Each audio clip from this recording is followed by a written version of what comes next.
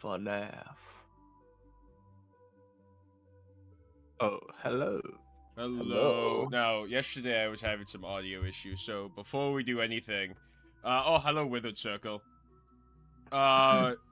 Pretty sure Withered Circle, knowing his time zone, he's not able to join. Can people in chat hear the other people also in chat? So Can you hear me? Yeah. You hear me, man? Hello. Let me put. Do I have? Michael. Oh, one moment.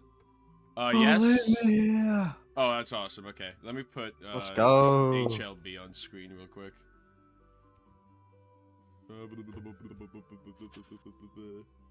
Which Fnaf video are we watching? We're gonna be watching all of MatPat. Oh no. Every MatPat video. MatPat marathon, 24 hours. No, you can't make me. You can't. Wait. No, Would you do it for a Scooby snack? Oh wait. I remember HLB now. There we go. There he is. That guy. You remember me now? Yeah, I had to find you on Discord. Forgot who I was on stream with for a second. Don't worry about it. My bad. Who the heck is this guy? It happens. Who is this random in the call? Oh, did we invite you or did you just come in? Who's this guy that I linked in the description? I mean, you're a complete stranger to me, but that's true. No, we've all been friends for years. Yeah, I've known you guys since I was like born. What are we talking about? I need to remember how to do Discord reactive real quick. Wait a minute, I need to lock in. Why do I forget how to do this? Cue Jeopardy music. Beep boop, beep boop, beep boop. Ad model? I don't think that's how it goes. I don't think. Wait a minute. Why do I forget how to do this? Don't worry, guys. I'm so big brain. By the way, hello everyone in chat. I professional streamer. Yeah, I'm professional. God, I'm so very professional YouTuber over here. It was me, Michael. Oh wait, I got it. Oh, He struggles to set this up. Everyone, leave your time predictions in the chat. Time predictions specifically for how long it's gonna take me to do this. 5 hours. How long do you think this yap session is gonna last, chat? Delete that. Oh, I got it. Okay, I got it. HLB. Save. 10 hours? No. Save. It never ends. Copy that. Sources. How many hours to count? I like that answer. No, add new source. Oh god. HLB 1, 2, 3. There we go. I did it. You're gonna be a box. Yeah. I had to figure all this Oh my out god, that's before. massive. Wait a minute, Yeah, there just we keep go. it that big. Yeah, just have me cover half the screen. Wait a minute. Wait a minute. I'm a perfectionist. Wait, we gotta put meat right here. There we go. Wait. There we go. Okay. Now let me look at chat. All ready to go. Wait, I gotta go. Oh my god. Oh, so many people in chat already. I'm not. Oh, I would not be able to say everyone who's in chat. So hello, everybody. There's Thank you for joining. 33 people in here. That's like, that's more brain cells than I have. You can't count that high. I mean, I'm not used to an audience this big. I mean, I'm not a either. little intimidated.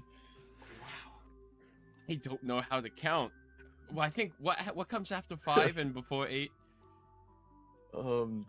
6 or 7. Oh. So anyway, you fell for my trap. I'm gonna have to ban you now. No.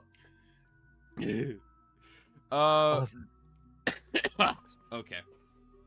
Hello, everybody. Thank you for joining stream. I hope everyone's having a good day or a good night, whichever it is for you. Today, Doc, give me mod for no particular reason. Are you able to join stream tonight, by the way, with the circle? Or are you busy being like Brazilian? I forget. Do you live in Brazil? Ireland, Brazil? It's one of those European countries, I think. Yeah, Brazil, a European country. Wait a minute. Let me mod with the circle real quick, I guess. Since he asked so nicely. It's a good idea, actually. He's busy. Ban him. Very busy. I'm busy, sadly. being Brazilian, apparently. Yeah, he's busy being Brazilian. I knew it! Brazil is... Wait a minute, I might be a little chopped. I don't... Not... Brazil is Brazil definitely... is in South America. Yeah.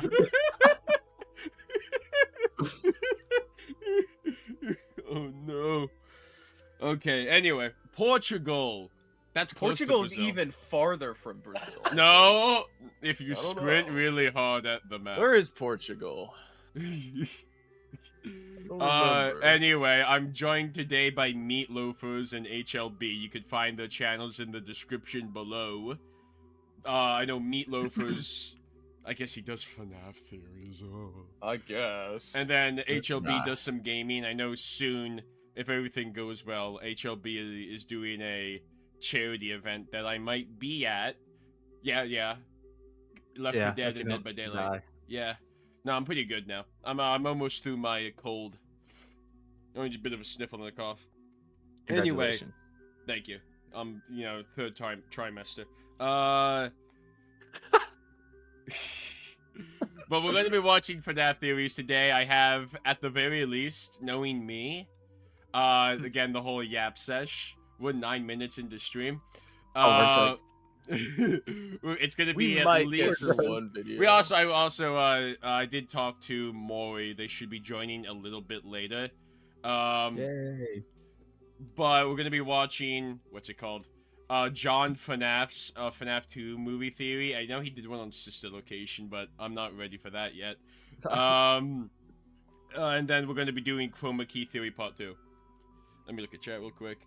Hello, Brooke Rails. Hello, Hamza. Hello, Sugar Gaming. Hello, Captain Foxy. Hello, Sonic the Hedgehog. I do remember you from yesterday. Sonic the Hedgehog's in here? Yo, Sonic? Sonic? Did I recover from tuberculosis? No, I'm dead. Okay. We love Brazil, but never mix it up again. No promises. Okay. Hey, Doxequences. Oh, I remember that. Okay, we're gonna lock in, twins. We gotta lock in. We have theories to watch. The mistake you made, Doc, is that they actually speak Portuguese in Brazil. Oh! I think that was the mix-up. You actually might be right. I could have sworn Withered Circle lived in Brazil. I think he's lying to us. We're gonna go all the way to Brazil to find Withered Circle, and if we find him, you'll know I'll be right. The FNAF 2 movie. Go house to house. House to house. We'll know where Withered Circle lives if we find fazplot. Yeah, Withered Circle, could you drop your address in the chat real quick, just so we can just pop over there for quick chat. Oh, you know what I forgot to do? Actually, 1 minute. I forgot to share the stream out in my like Discord. Prove you're in Portugal. Give us your exact coordinates. Okay. Wait a minute. I'm so cooked. I'm the cook. I gotta plug myself in every Discord I'm in. Never let this guy host a stream again. Probably the right idea. Probably got the right idea, unfortunately. Wait, that's a live stream, yeah. I can put myself there. That should do that. That'll be fine. Okay. We're good. I'm always prepared for everything. Brazil speaks Portuguese because it used to be a colony. Yeah. I'm feeling good today, Doc. I'm glad to hear that, Edward. Every stream becomes more scuffed. Oh, yeah, believe me. You guys are trapped. I had to warn people. The last stream I did, like, one of these. I said, like, be warned. My chat, kinda homeless. Answered a ton of questions surrounding the FNAF timeline. But what I'm curious about is if those answers can be used to solve the timeline of the games. The FNAF 1 movie made it pretty clear that the movies are in a separate timeline to the games. There's important characters and scenes from the games that are straight up I disagree, actually. Or even Oh, here we go. Yeah, it's actually, the same universe. What? Okay, wait. So we're 20 seconds in. Are you saying that the movies are in the same universe as the games?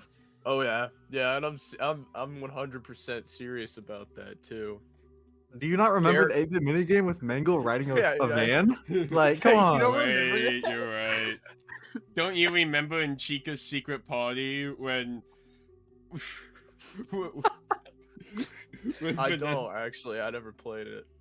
Yeah. Oh, that's because it was only on Scott Games for like a single day before he took it down. Changed in the movies. For example, in the first movie, we see the scene where Afton gets spring-locked, with all of the animatronics surrounding him, then dragging him away to the secret safe room. In the games, not only does the scene already take place in the safe room, the physical animatronics aren't even present. Afton disassembles all of the animatronics right before he gets spring. I saw. Oh, here we go. So apparently, I saw this on Twitter. Apparently, a fun fact about the costume design: they purposefully like gave different shades of purple to like Matthew Lillard, Vanessa, William Afton, Vanessa, and then Michael. Like different shades of purple that are supposed to represent like the stages of evil. Like Vanessa, apparently in the opening scene, her sweater was like the lightest shade of purple possible, and then Williams is like the darkest shade.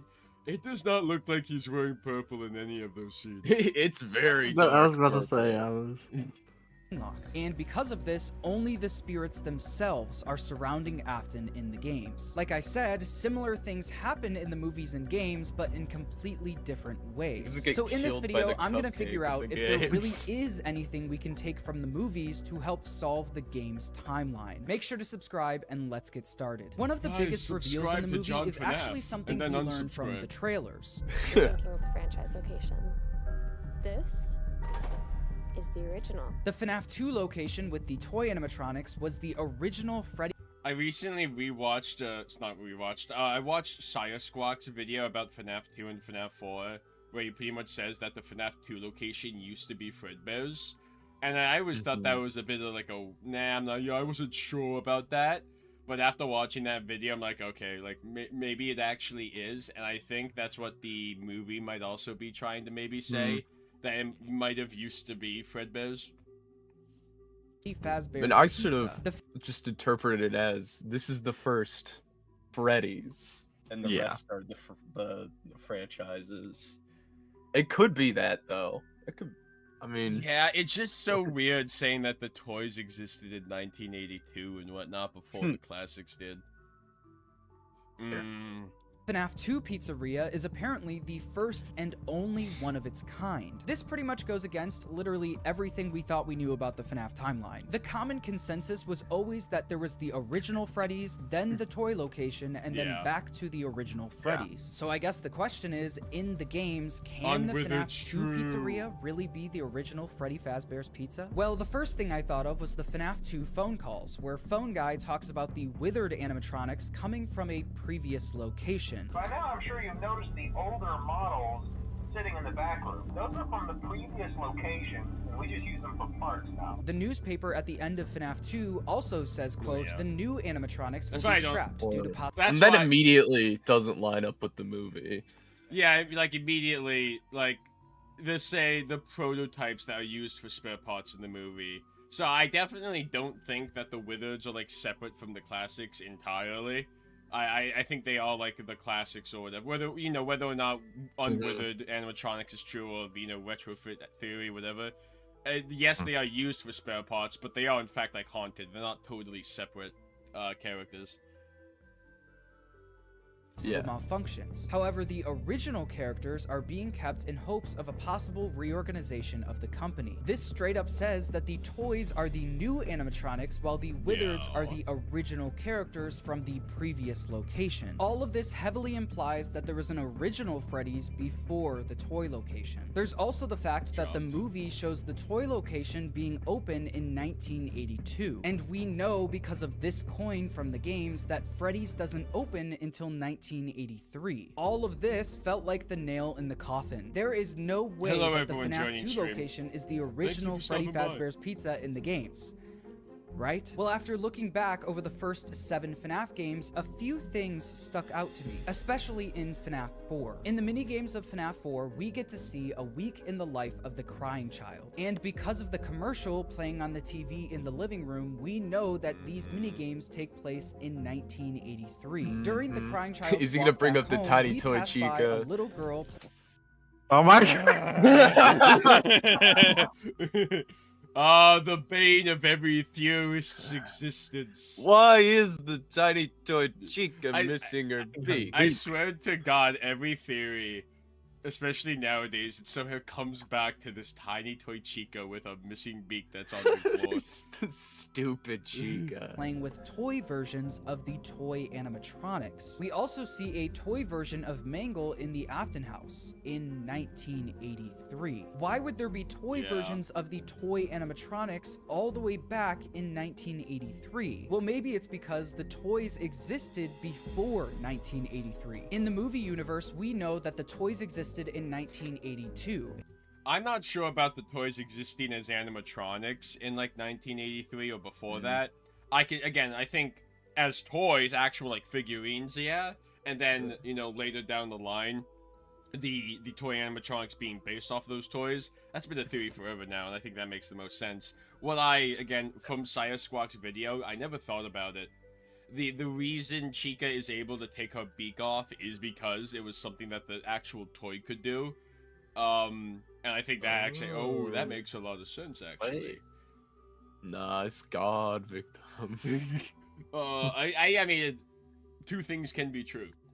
That's true. And because of this, one of the other big reveals is that all of the toy animatronics are actually Springlock suits. So is there any proof that the toys in the games are also Springlock suits? Well, the way that Scott has portrayed Springlock suits has actually been pretty consistent throughout the years. In the most recent I don't know FNAF about that game, one. we learned that Springlock suits feature 3 prongs on the immediately shows the secret of the mimic suits, which are nothing like any other Springlock suit. Yeah. Also, the FNAF 1 animatronics were Springlocks in the first film. So. What? Excuse me? They're all Springlocks. If you look at the endoskeletons for those animatronics, especially Tina, they're all in Springlock suits. Tina's the endoskeleton, right? That they had or whatever. Yeah. Yeah.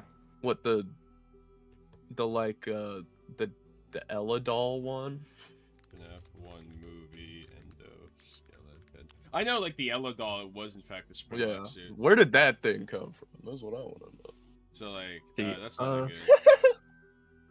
That's all. Picture's really funny. Oh wait, is this the one? Yes. You can see the what? cage and then the. That's weird. You know what? Now that I think about it, I do remember seeing this, and to be fair, this is, I think, I don't know if this is like a model someone made. I think that's more just like the wire frames. I know of, this like, is that the metal casing goes over. Yeah. Right, if it was a Springlock suit, it would have cages on the arms and the legs too. Yeah. I did see. This was the whole no one solved Endo 02. Well, Yeah, Scott said that. I think I did.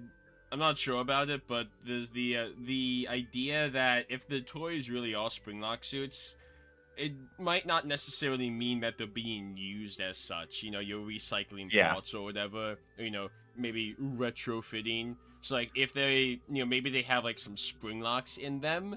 Well, if we can look at the Endo 02 model. And Fnaf 2 Endo 02. Because if you look, right, it has the like the cages on its arms, right? Yeah. And then it has the ribs, which to me, like, they could be like sawed off spring locks. Yeah. Like it had like the full rib cage that would go over your body, but then they just like sawed it off. They neutered it. The rib cage, Yeah. I definitely see. The rib cage is weird to me because on one hand, I can see that idea of it being like, maybe they removed it or, like cut it off or whatever. But also, I could also just see it being like a weird type of rib cage, as weird as it is for an animatronic to have that. But I think the more interesting thing is how it has like the like the cage sort of arms and legs. Well, and that arm, is like, especially like the upper arms are like identical to the Springlocks we've seen. Oh yeah, definitely. Yeah. I will say, on the topic of the Springlocks and how they've been depicted as of late, there is a through line with a lot of the designs, as different as the Sodom ones are. To be fair, I'm dying. To be fair, I'm dying. But we all told that those Springlock designs are made by Edwin as opposed to like Henry or whatever. Yeah. So like those of course are like Headwinds. Edwin. Edwin's design.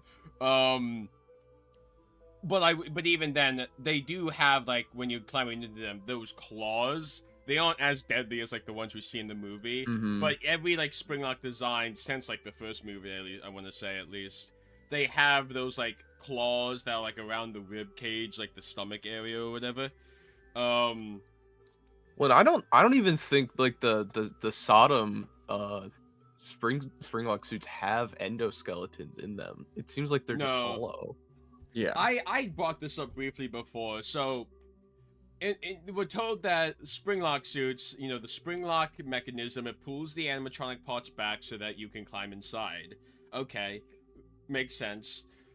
So like when William Afton gets Springlocked, or anyone who might get Springlocked, are they being impaled with just the Springlocks, or is it just is it the actual like endoskeleton parts that have been pulled back? Because it's really hard for me to believe that there's these mechanisms inside the endoskeleton or inside the suit that has like something like this in it, and it's pulling the entire head, it's pulling all of these bits back, and then when the Springlocks go off, because logically, every time you look at like William Afton's corpse, like in the Dead by Daylight model or whatever, it's like, it's not like he has like this inside his cranium, and like at most it has like some like rods and like metal bits impaling him. It's probably like because when we see the Spring Bonnie suit, it's like slumped over. They might have removed the endoskeleton at some point. Yeah, that's what I think. Just it the is. Springlocks are in there. I think, like the Springlock mechanism is part of the suit itself, but like the actual endoskeleton, whatever that might look like, is something that can be taken in and out of it. Anyway, what were we talking about? Oh, I mean, they constantly compare just an endoskeleton to a human. Yeah. Yeah. I was looking at this real quick. So yeah, it's like it's in the same spot that a typical one would be. Front of the torso that can fold in and out. And this is actually identical to what we see in the first movie. In the FNAF 1 movie, Actually, let me look at chat real quick because I know. Yeah, the doom Yeah, scrollers. you can see in there. There's no endoskeleton. It's just Yeah. a hollow Yeah. space. It makes the concept of the Springlock endoskeleton kind of weird to me, because if you're kind of taking the endoskeleton out anyway to put yourself in it, you why not just wear like a normal mascot costume or something? I feel like it begs the question: were you trying to make like a jigsaw level death trap? I feel like it betrays the dual purpose, dual process theory, dual process concept. By the way, hello CT Adams, hello Vanessa Afton, hello Jake the Great, hello Pikmin Lawkeeper. Sorry if I'm a bit off on reading chat tonight. It's just because we're theory reacting. We see I'm those locked same in. 3 prongs on Yeah. the torso of the endoskeleton Oh god, I screwed up the that video. can fold in and out. These are 2 fairly recent examples of what Springlock suits look like. But even if you look back at the original design of Springtrap, you'll find something pretty similar. We actually never get to see Springtrap's endoskeleton in-game, but in one of Scott's Fnaf anniversary For a posts on reason. scottgames.com, he posted a behind-the-scenes look Oh, at you know the what I design will of say? I thought about it the second he mentioned it. It does vaguely look like how like the Endo 2 endoskeleton kind Oh, of it does. Yeah, it does. Yeah. Springtrap, and specifically his endoskeleton. He even gives us a zoomed in look at the torso of the endoskeleton, and right Yeah. there you can see those 3 prongs. You can also see rings See around his the arm. chest, Okay, intestines. that goes back to what we just said about the whole like. So wait, is there an actual endoskeleton in the suit when you're wearing it, or like how does that work? I Because think this there would, are. You can definitely see endoskeleton bits. Yeah. That's to, like, to be fair, I mean, it's always the thing, like, oh, you know, you were never supposed to see inside, like, the Springtrap suit from FNAF 3, because obviously this looks nothing like an actual human. But then, like, if the intention would be that, oh, that's an endoskeleton, there was, like, a human inside of there, and he's been, like, crushed to bits by everything. That's so weird. I wonder if like if it's like a mild ScottCon how the Springlock suits work. Well, the thing that would be the most confusing for me is like, where did its head go? That's exactly what I was talking about. Like if there was an endoskeleton head inside there, it would imply that the head like lodged itself into the dude's like cranium somehow. But that just doesn't make sense. They are considering... one. Like that one Saw Trap.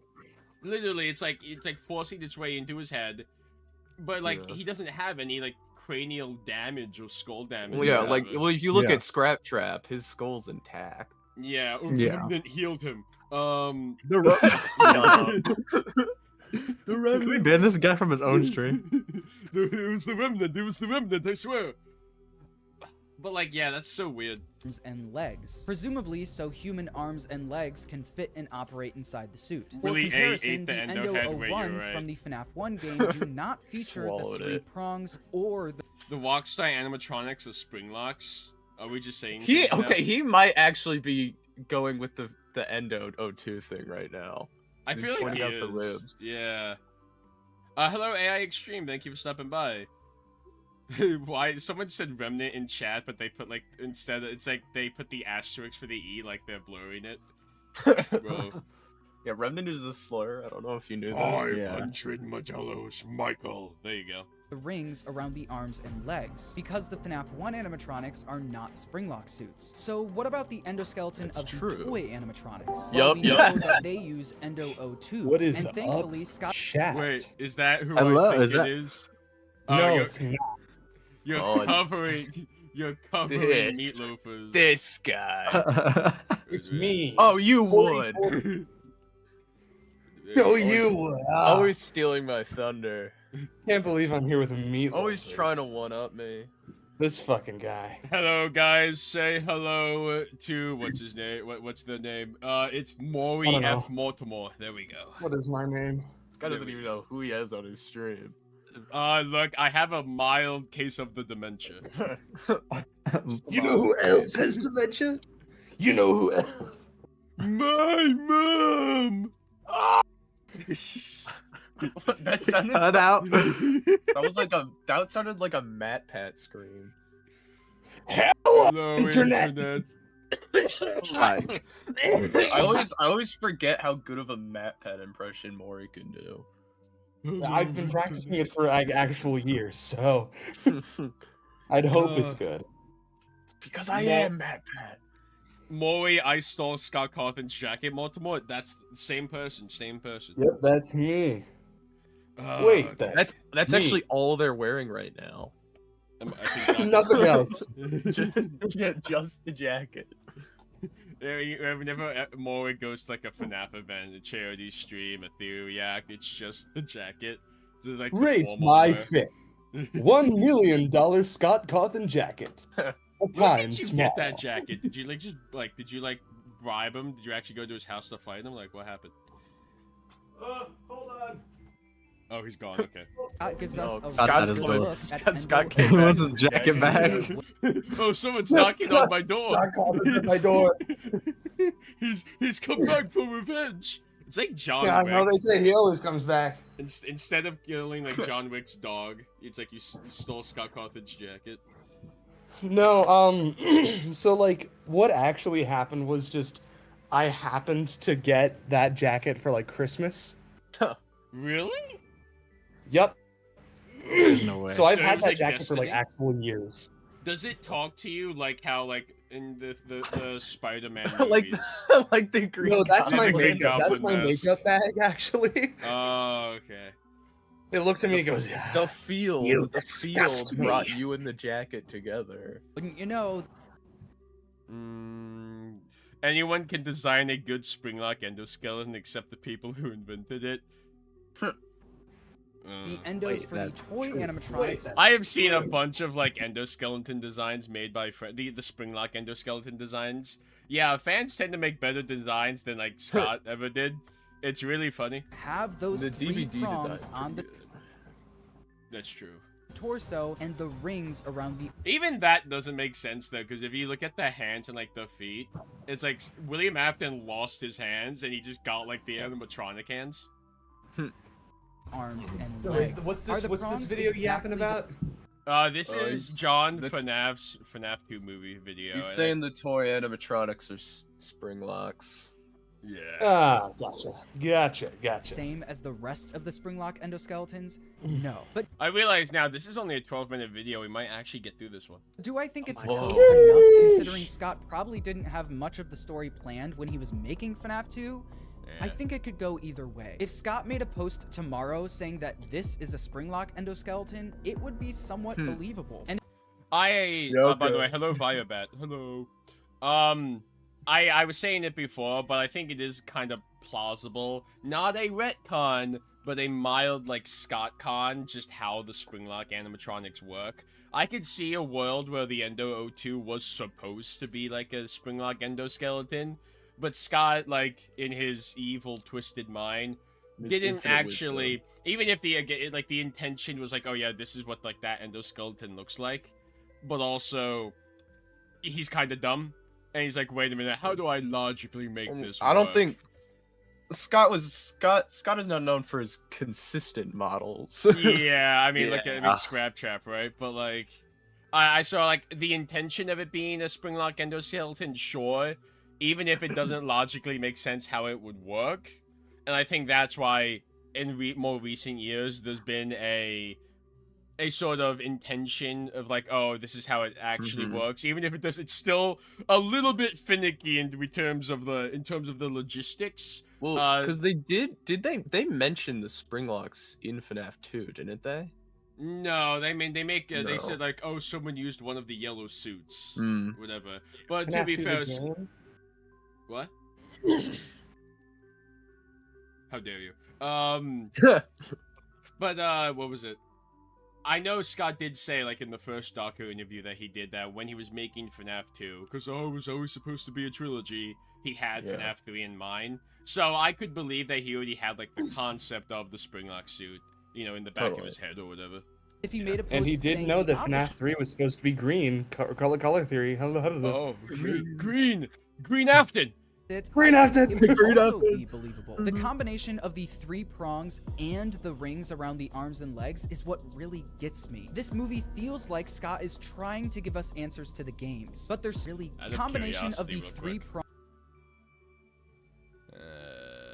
Okay. and the rings around the arms and legs is what really gets me. This movie feels like Scott is trying to give us answers to I the know games, what you really but there's gets so many him. little but big things holding me back from accepting those answers as canon. For example, the coin saying that Freddy's opened in 1983. Yes, I think I could come up with a way to explain this away. If you look at the design of Freddy That's used also on the classic coin, you'll Freddy. notice Yeah. that it's Yeah. the FNAF 1 Freddy, which is the design used for the franchise locations. Since Unwithered shot dead in Ohio.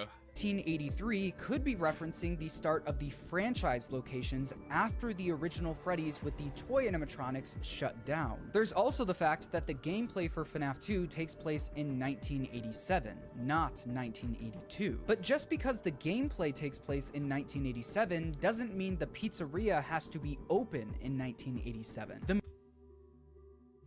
I hope you're not going with like the map route, because this was something a while ago when it was like, oh, Mike looking at all these locations or whatever. So like the idea that, oh, even though FNAF 2 closed in 1987, it could have been, it still needs like a night guard to watch it after it's closed or something. Because that was always Like a theory. The idea, yeah, FNAF 2 was was open for 2 weeks in 1982, and then Michael's there in I 1987. don't think so. Because I think the phone calls are actually happening on the days that they're like. Yeah, I think Oh, it's that's a not more what like- I'm saying. I think that's what he's saying. Movies and books have established that security And that or he says that FNAF 2 is Fredbear's, which I think I am more inclined to believe. guards are hired to work at Freddy's long after the restaurants shut down. Like I said, there is a way to explain all of these problems away. Rockstar, is this like an actual idea that Rockstar Freddy is a Springlock animatronic? Like where does this come from? You just say Well, things now? Lefty, I think is what they're talking about. I mean, Lefty, I can believe. Because Toy Chica having the puppet insider dog, very similar to Lefty. That's true. Even if it is a little bit convoluted. But the one thing I keep going back to is this newspaper we see at the beginning of FNAF 2, where it says, "Come be a part of the new face of Freddy Fazbear's Pizza." This heavily implies that there was a previous Freddy face of Freddy Fazbear's Pizza, along Yeah. with a previous location. And that face was so as far ugly. as the FNAF 2 location being the original Freddy's in the games, I think it's And that possible, face was but me. it's highly unlikely. But one That face was always me, come back to the Michael. movie that I think can work well in the games is that the reason the puppet calms down when hearing the music box is because it was a gift from her father, Henry. Please stop spamming the chat, fellas. Thank you. Subscribe. Yes, please do subscribe. But don't spam. Don't spam. think that works pretty well in the games and is a satisfying answer to why the music box works on the puppet. Speaking of the puppet, No, the movie do not also spam revealed that. the only animatronic that's haunted in the FNAF 2 pizzeria is the puppet. The movie makes it very clear that there's only one spirit haunting the pizzeria, and that's Charlie. Because of this, Yeah. Charlie is actually the one Wait, that's controlling all of the Charlie. toy and withered animatronics, which means all of the animatronics except the puppet are not haunted. This is something that could translate to the games, but there are a few problems. In FNAF 2, Oh, we yeah. see the spirit, or at least the Yeah, I mean... Yeah, what Golden is Freddy. Golden Freddy then? Wait a minute. Charlie possesses Golden Freddy. Afton just built animatronics that could like teleport and have like Well, giant floating heads. He detached did from create them. the 0 point field. Okay. He created the 0 point field. I mean, no, but I think he kind of already established to himself that the Wizards are most likely not the same as they are in the movie, so they would be possessed by the other children. suit of Well, Golden yeah, the Freddy fact withered Golden Freddy isn't in the movie at all. Yeah. Already sort of like Yeah. maybe they're not the same. popping in and out of the office. We also know that there were another set of murders at the FNAF 2 location, commonly referred to Do as we the know that? DC I want to make a theory on it. I just haven't had the time. I have a other theory I have to do and a bunch of brain rot slop to make. But I have a theory that these bodies are just the MCI, and like Mm-hmm. saw either the puppet Me or too. William or whatever just like took them out of like the withers or whatever. Like they would like they remained stuffed in there, and then they were just taken out, strung around the building. And then that's like, well, oh my god, we finally found the bodies, because yeah, it's called That the makes- missing children's That incident. actually makes Seeing just the letters DC on screen just made me think, DC. oh my god, the Batman. District of Columbia incident. Oh. I agree with you that it probably is just the MCI. That being said, I am going to make a crack ass theory that the Mimic did the DCI. What? I mean, hey, can't Don't be- worry Oh, about no. it. Don't worry about it. I mean, hey, can't be Dog, worse ban than, this guy. Can't be worse than Pregwin, so. Hey, I don't think it's true.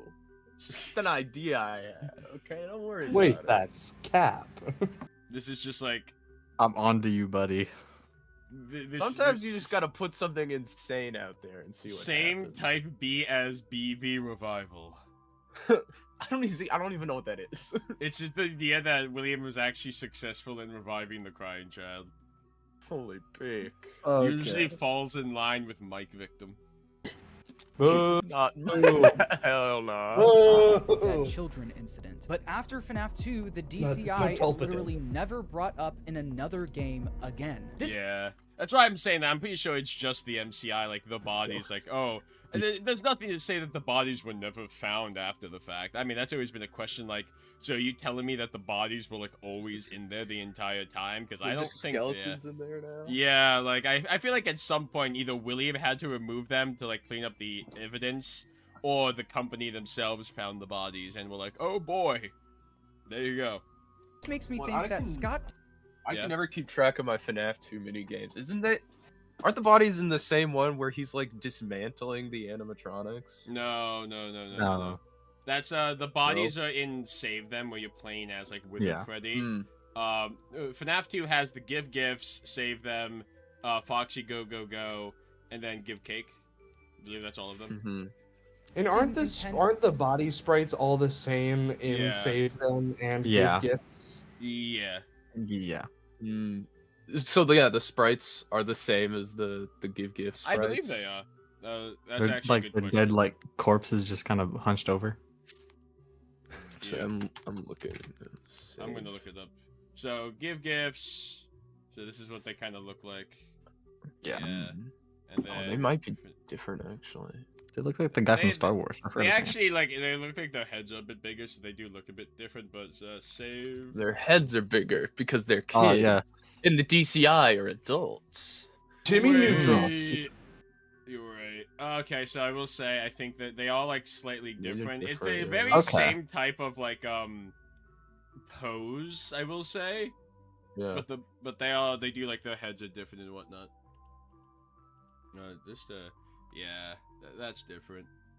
Yeah. I mean, still the same. Well, it is interesting, right? You have a mini game where you see the animatronics still intact, and there's the bodies all over the ground, and then, like in the next mini game, he takes apart the animatronics. So it's like he was taking the bodies out before dismantling them. Wait, sorry, say that again. I swear I listened, Jeez, but I bro. was like I took a minute to register. Well, you get the mini game where you see the animatronics still intact, and there's the bodies all over the place, and Yeah. then the next mini game you see William Afton taking apart the animatronics, and Are you there's talking no about bodies Follow Me? inside. Are you talking about Follow Yeah. Me? I mean, Follow Me's from FNAF 3. Oh well, Yeah. in another mini game, you see that. See, I told you I cannot keep track of these 8-bit mini games for the life of me. No, I can't either. You're fine. That's why I've been like silent. Oh, you 'cause know I'm like, what? I'm not gonna. I will say, Murillo and Chad did bring up a good point. The corpses would be like 2 years old, though. There wouldn't be that much blood. I don't know about that necessarily. However, the fact that there is blood around the place is mildly interesting. Because, corpses, Yeah. like they're smaller. They're smaller than the corpses in Give Gifts. Good Yeah, Life, 'cause the- they're all the- shriveled up and rotting or Mhm. whatever. I mean, I guess you could say that, but like, what would William Afton be doing with the corpses? That's like, okay, let me cut them open or something. It's like some VHS analog horror type stuff. Like, what was he doing? I don't know. It's pizza. It's For pizza the sauce. Don't remnants, worry about it. Michael. He was turning them into pizza. What are we Andrew asking about? Pizza. Andrew Pizza Michael. Andrew is the vengeful spirit, yeah. The vengeful pizza. The vengeful pizza. Holy, what's the pizza? That's the real question. Wait, you're right, Murillo. He was deep frying the kids. No, not the Kids in 12-man I think tapes. they're meant to be adults. We Okay. What? see in both the first Base? and second Different movie kind of adult instances theory. of adults entering the pizzerias That and is getting true. killed by the animatronics. In the second movie, we see Michael Afton offering to give the ghost hunters a tour of the restaurant, only for the toy Yeah, in animatronics both to kill movies, them. a And if group you of look at adults Michael's comes in and outfit, gets you can killed. see he's wearing a purple polo shirt and a big gold security badge on his Yeah. chest. Is he about just to say like the purple guy is we see in Michael? the Fnaf 2 Yep. minigame. Yes. I thought Oh my of this earlier. I thought actually of this just, because I just got back to my apartment at my college for a few days, and I was watching T Dreads' most recent stream on the way up here, and he briefly touched on the idea that like purple guy from Save Them could be Michael, and then he and Fred unanimously concluded that it's that's some stupid shit. And But it's it's the only obviously time he has a William. badge. Yeah. Other than, I mean, I guess he does in FNAF 4. Yeah. I mean, yeah, also, that- if like Save Them purple guy is Michael, then I have to go off the assumption that Midnight Motorist Mustard Man is Michael Afton. because Hell it's the yeah. same color as the patch. Yeah, well, the runaway was his child, Vanessa. No, William Runaway. William Runaway. Yeah. Oh, my dad ran away. Wait, the My dad vengeful ran away. spirit. The vengeful spirit is William Afton as a child before he, when he was innocent. Holy Yeah, when he was back in pig! Britain. Wait, he's cooking. What is cooking? Oh my I god, was gonna dude. say- Michael, I Michael totally forgot. UCN, William is the vengeful spirit. Michael Uzian. Oh, I did have a theory. So when FNAF Abyss finally comes out, you know, you're Cassie, you're in like the underground area of like sister location, MCM, whatever. You come across a robot child. That's the crying child. The crying child robot turns on and he says, "Hello, I'm Michael Afton." Peek. Maybe this purple Hey, guy isn't So meant I'd to be throw William. water on my computer. It's meant to be Michael Afton, luring adults into the pizzeria to their deaths. But here's the problem. We see in the opening scene of the movie that And he's Charlie holding a is desperately phone, trying just like to tell the Michael. adults that a kid was being kidnapped, but they all ignore her. This ends up That's a being good point. That's actually, I did see that before that. You know, the DCI was about to happen, but Charlie stopped it before William could bust out the 1-2. the reason Charlie gets killed. And now that she possesses the puppet, her Well, goal is I to think he's kill saying all that of the yeah, the DCI are adults that Charlie killed. Wait. That's true. I mean, I don't hate it, honestly. adults that she can, because they failed to help her that day. This might even be why Henry had to create Lefty in FNAF 6 to capture the puppet. He knows that she's out of control and wants revenge against the adults. evil. What happens in the movie actually could line up pretty well with the games. Well, In that is Charlie's death interesting minigame, because, we right, we want to talk about like victims not coming back up in other games. There are like countless dead adults in this franchise that are never brought up again. Yeah. Or even given names. I think the difference, so like for example, Phone Guy dies in like the first game and it's really never brought up again, barring the fact that he appears in like the 2 games after the fact, but his death is like never mentioned, I guess. Or you know, you have the technicians from Sister Location that are like hung by Ennard or something. To be fair, they have no importance. There's a little bit more of like a debate with saying like, oh, William Afton killed another 5 kids and they went on to possess the toy animatronics.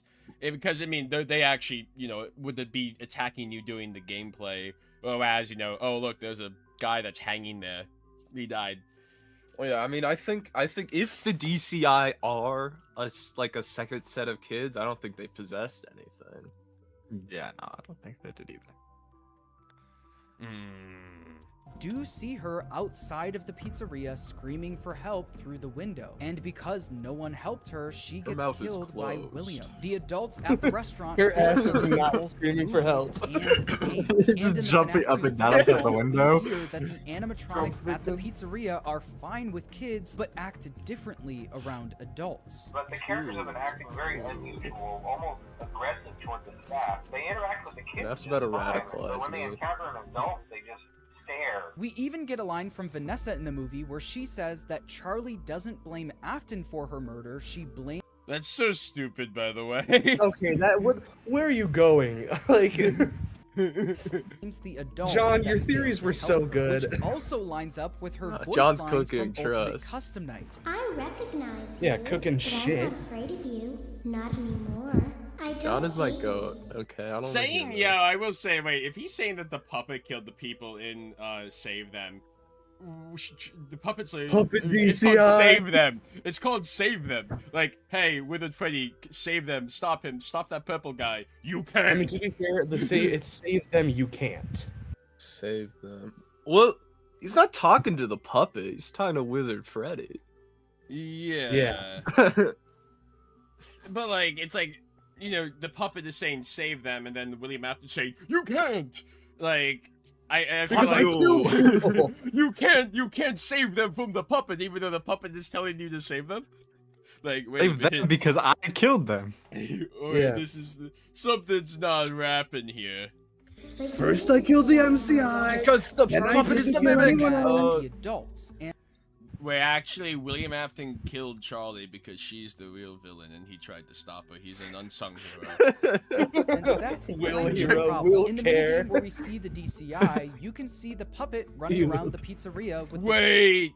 The puppet took over William Afton's body to commit the MC. I'm so fucking. It's so Oh deep. my god. Oh, the big. Even save band them, doctors in, being Dad. spoken letter by letter. It Sorry, who? What? Who? How dare you? seems like the puppet is trying to save the people who got killed, but if these really are supposed to be adults, Oh, he's Charlie addressing wouldn't it. want to save them. This is the thing. Oh, it he's feels addressing it. like He's these addressing it. pieces are supposed to connect, but there's always one or two things contradicting them. But this one conclusion other gonna thing be, that I could don't work in know. the games is what's in the box. Ah, my favorite. conclusions. What? In the movie, Oh, we see yeah, Vanessa okay, the pull a conclusion box was, out of the I don't closet know. and take various objects out. Conclusion including was Garrett's shit, I toy guess. plane. Because Garrett's plane was in the box, I think it's safe to assume that what's in the box is Afton's trophies from his murders. This is a common thing that serial killers do, so that Yeah. would make sense. This is one of those things that has no I do like the idea.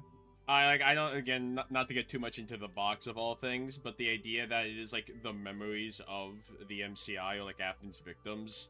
I think that's a pretty solid through line and idea, because you even see like in Help Wanted 2, like you have to collect like the dolls or whatever of the MCI and like plus Charlie, and they represent the poppets. memories. Yeah, the poppets, and like they are the memories of everything there. And by collecting those, oh, you killed Glitch Trap, yada yada yada. So I think that does make some sort of sense. I think it does. Oh, It and- makes sense, but at the same time, it's like that was gonna be his big reveal at the end of the last game. And also, I feel like, would that change? Would that be something that changes over time? I think it's like I said it earlier. Like two things can be necessarily. I don't think the box is like a physical thing in the actual It's an idea. diegesis of FNAF.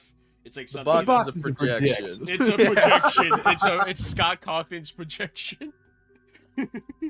But like I Scott think Cawthon is inside of the box. Got Gotham as a projection. When he said the contents of the box have changed, he's saying that he has changed. okay, I have a very quick story to tell you. By the way, hello UN guy. Yeah, I'm feeling a lot better. We're on the up and up. So I have a story. A while ago, I got a comment on one of my Springtrap impression videos, where I don't remember even which one it was, but it was one of the ones where Springtrap's yelling about something to Michael, of course. That's, And I got that's the all com- of it. Oh, That's yeah, all pretty of much. it. Yeah, that's every single one. Yeah, pretty much. But skibbity riz, Michael. Oh no! I'm gonna put that on my gravestone. Anyway, I got this comment from this guy who said, "I'm in the UN bathrooms right now," and like he was watching the videos on Shorts, and my video came up, and of course, people heard from the stall that he was in, Michael, skibbity phantom tax Michael, or something like that. And I thought when he said UN that he meant like university. And then he joins the Discord a little while later, and he clarifies saying, no, UN is in the United Nations, and then he even sent a bathroom. So this guy was like in like a United Nations building in the bathrooms watching my shorts, and the entire United Nations heard Springtrap scream like, Michael, Sigma! You've gone international, man. I don't know. Literally, I think they might be like monitoring me. Anyway. I think that you're on a list now. Yeah, I'm probably on the list. The leaked the military. video where you went skibbity phantom tax Michael, recently was sent to like a Fnaf group chat that I was in, and I was like, oh, I know the guy who made that. I can't believe the meme that got me popular was like, I don't know if anyone knows this. It's based off the one DC "It Was Me, Barry" meme. Yeah, I found it. Me, baby. I shed 14 tears after this. in 1983. Congrats, international relations is interested in you. Oh, they're gonna hire me. I flew those planes, Doesn't need it. Michael. The box isn't super important to the story currently, so whether this is what's in the box in the games or not doesn't really affect anything. So until Scott says otherwise, this is probably what's in the box. Next, we gotta talk about Do we Circus even get a Baby. good view? Oh yeah. Do we even get a good view of what the box looks like in the movie? Because I know it No. looks vaguely like the box, like the silhouette of it or It's whatever. vaguely box shaped. Yeah. Like many boxes I are. learned that there was one scene that made me like a jump out of my box. chair, and this was it. But one Hello, thing Shadow that Fire didn't hit Blades. me until after I left the theater is that Vanessa baby. in Hello, the dream Blocky sequence Waffles. looks to be the same age she was when Charlie died, meaning that we have a fully functioning and built circus baby. Charlie is as her- possessing Can the we puppet. talk? Okay, can we talk about how this looks like literally the most like accurate, like game accurate animatronic? No, this they've is made? actually insane. Not This is only- legitimately Kind of scary. And like, not only is she like looks exactly like Circus Baby, I know that she is actually the exact same size as she is like in the games. Weighs the Mhm. Yeah, exact. she's like- 7'2" in the games. Didn't they She's like transport her 8'2". via train? Yeah, Yeah. She was too heavy. Like they had to put her on the train, and also You could fit a kid. Big in there. lady. like. Honestly, I wouldn't be surprised if they say like, "Oh yeah, she functions like Circus Baby in the game." Oh, Excuse yeah. me. She can't Come kill in. kids. You can make ice cream. Yeah, she has an ice cream machine inside of her. no. Helium tank for inflating balloons right at her fingertips. She can take song requests. She can even kill Abby. That is She can where's even- where's the 1982. tank and not of only helium that, in her here? eyes are already green. In the games, this would mean that Elizabeth already possesses Baby. But it doesn't seem like Elizabeth exists in the movie universe. I don't know about that. If they were, if Wait, they, I don't know. Crap. I honestly, I wouldn't be surprised if they like pull out in the third movie, Mike, I have another sibling. Actually, I have like 2 more. But I Oh. have more secrets. Oh, Yeah. brother. literally, it's like, I wouldn't be surprised if they feel inclined to adapt Elizabeth Afton, considering that they already split like Mike Afton into 2 different characters, Mike Schmidt and then Michael Afton. Yeah. So I wouldn't be surprised if they went down the Well, route of like adapting Elizabeth. When I learned that Michael was gonna be in the second movie, my head immediately started spinning and like, cause to me that was like, okay, so all the Aftons are gonna be in it then. Yeah, 'Cause- like Because the thought was right when the first movie came out that like Mike was playing the role of Michael, and then Vanessa was just sort of, the Vanessa was playing the role of that Michael played in the games, right? oh 7'2". But then we get to the second movie, and now Michael is here, so like maybe we don't have characters playing each other's roles. Maybe we just have the characters, and it's just 1-to-1. Yeah, I hope they don't, of course, because I feel like, I swear to God, if they try to do like the 4th closet in the 3rd movie, I'm gonna cry. But Line. They will. I mean, peak Hey, cinema. man, what are you if talking the- about? No. I mean, if the fourth Charlie bot shows up in the movie, I'm not gonna know how to handle myself. I don't know.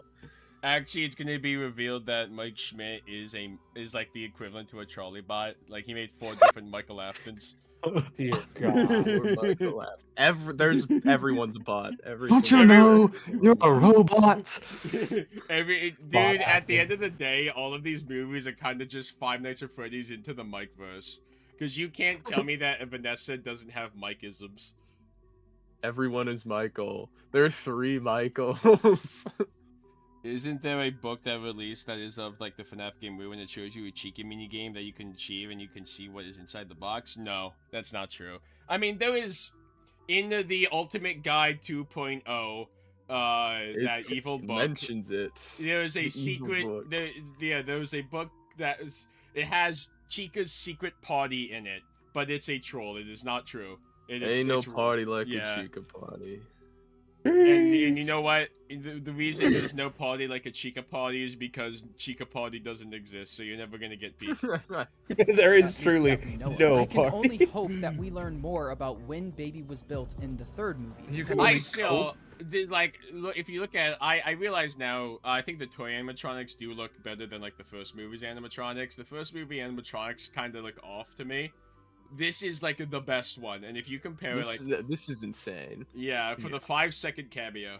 Figuring out when Circus Baby's Pizza World opened would help a lot with creating a timeline. But if this Where'd part you of the get that movie image? I need really that can image. be put into the games, then Elizabeth I can being never the first find death in the a franchise logo is for not Circus out of the Baby's question. Pizza With this, World. I think we're gonna have to wait until we get more info I in the think there is 3rd one. movie. Once again, I am not saying the movie universe is the same. Yeah, as closest the you get is from games. the I think books. what I've learned from Yeah, but it says researching for this Circus video Baby's is that the Pizza movie franchise really for does some take reason. Yeah, parts because of the every graphic novels lore are of this franchise ass. and mixes them all together. There Oh, are what things you learned that was you what we can already knew. and use in the games that Yeah. are pretty satisfying in my opinion, but a lot of things just don't work. Wait, so was this theory just like Puppet did the DCI?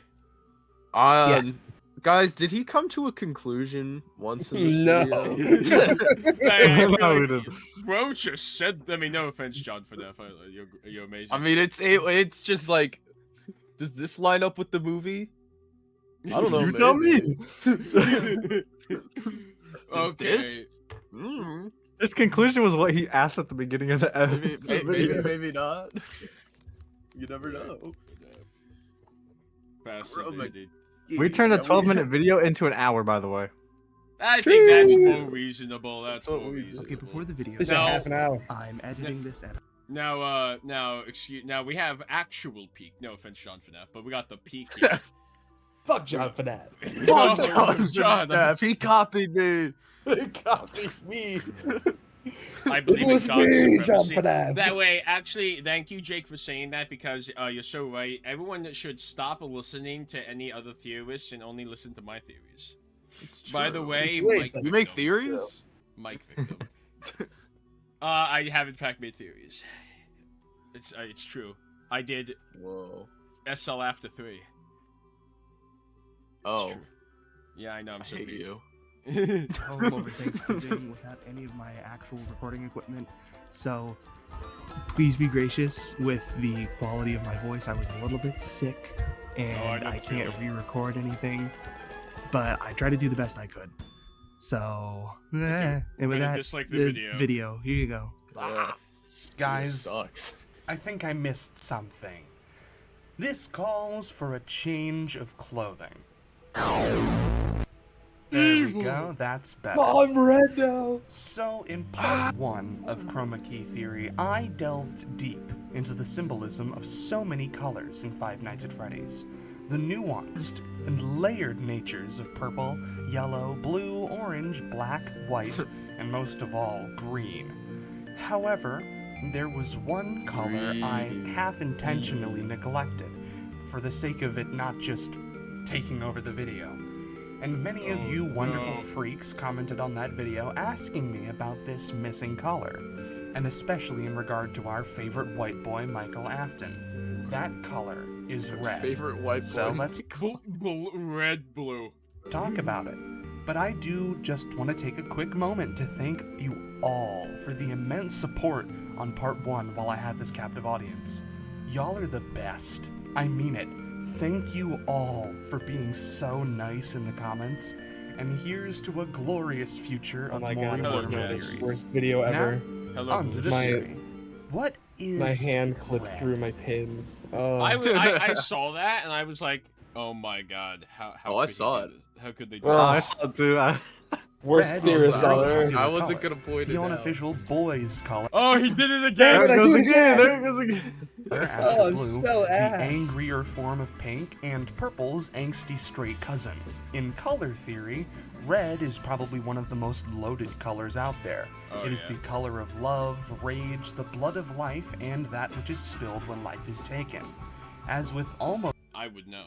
every color I described in part 1, red carries both positive and negative connotations. But in my opinion, red is the most intense of all colors in both their positive and negative meanings.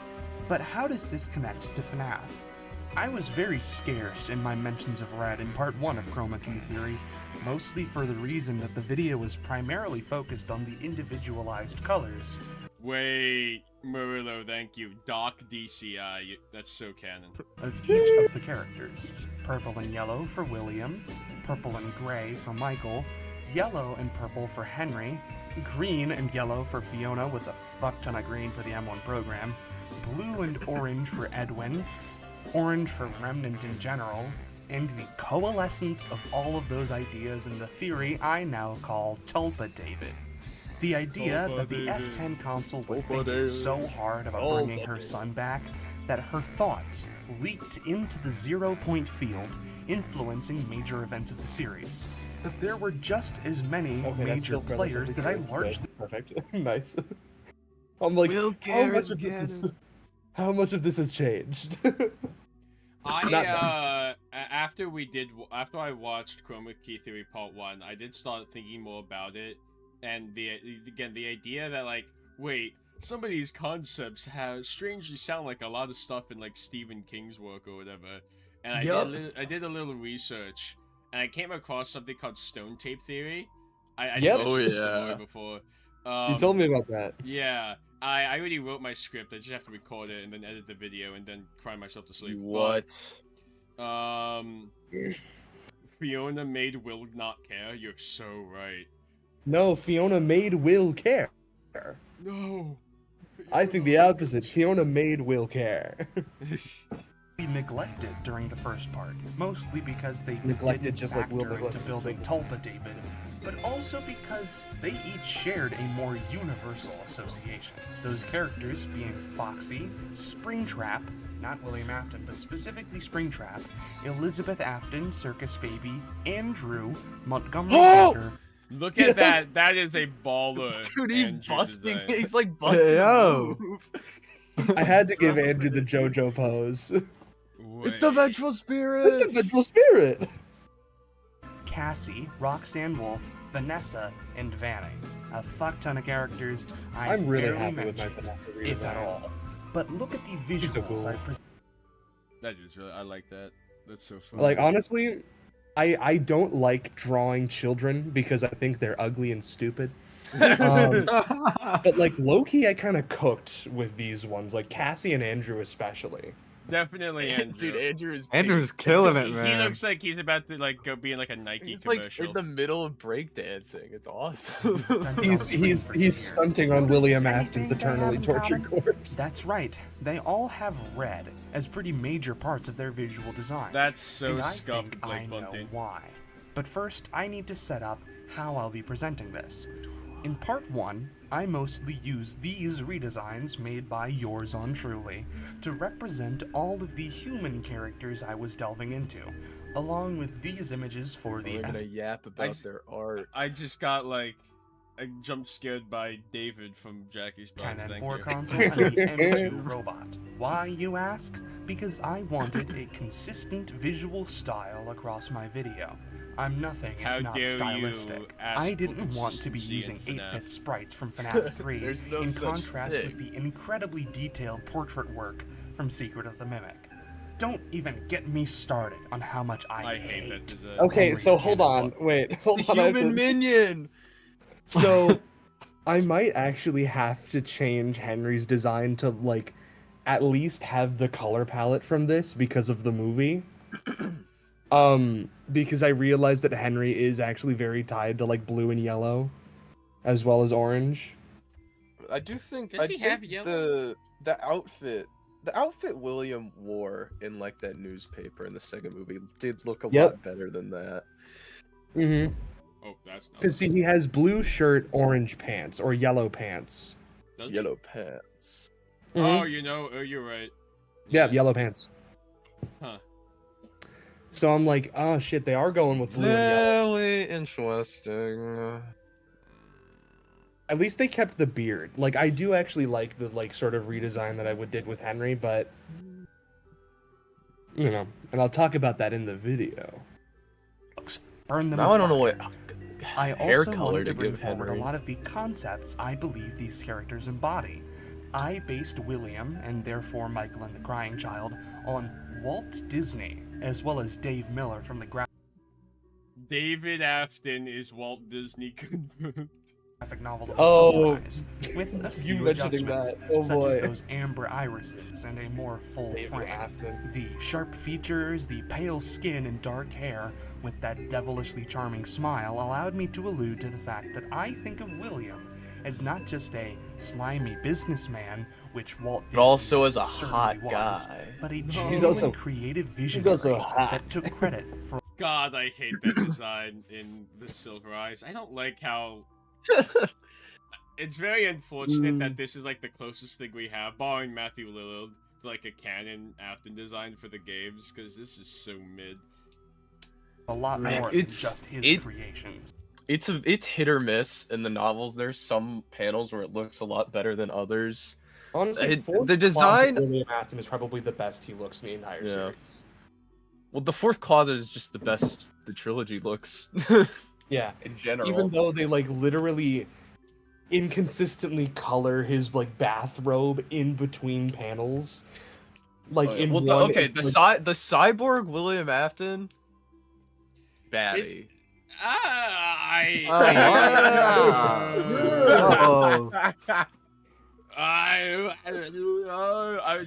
Strictly speaking, design-wise, I'm not a fan of it. I like that they gave That's him a what I purple said. robe.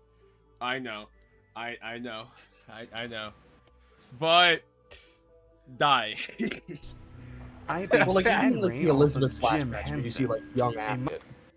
I have as weird as it is that they kind of like Henry and William look oddly too similar in that book, because don't they have like a very oddly like this borderline the same design? They look like exactly. They do in the books. Yeah, they look yes. like twins. But I think that design for Afton is decent. Much more, shall we say, scrupulous titan of entertainment than Mr. Disney. Much like Wait, Henry. who's this guy? Jim Henson. Jim Henson. Oh, Jim Henson. Okay, That guy The made Muppet the animatronics for the movie. you're right. in comparison to Him William. personally. With I his own didn't two take any hands. inspiration from his look in the novels, since he looks way too similar to Yeah. William Afton, in my opinion.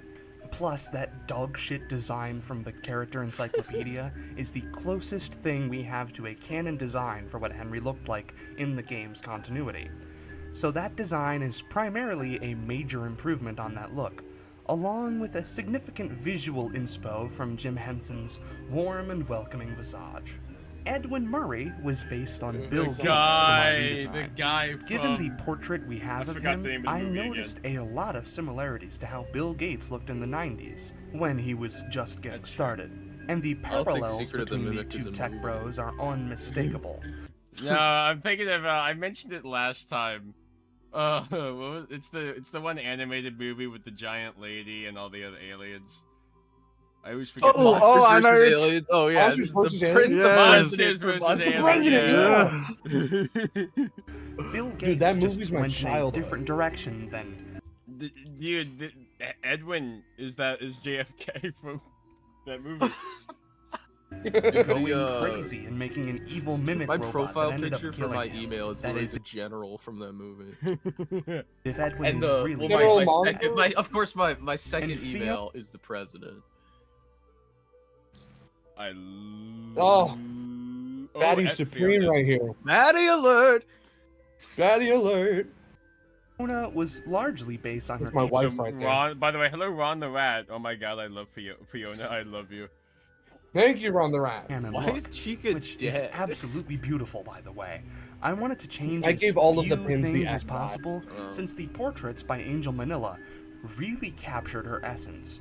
I'll be getting into that later, but She's I so pretty. The absolutely main love villain of the the designs franchise. for the human women we get in this series. And David, well...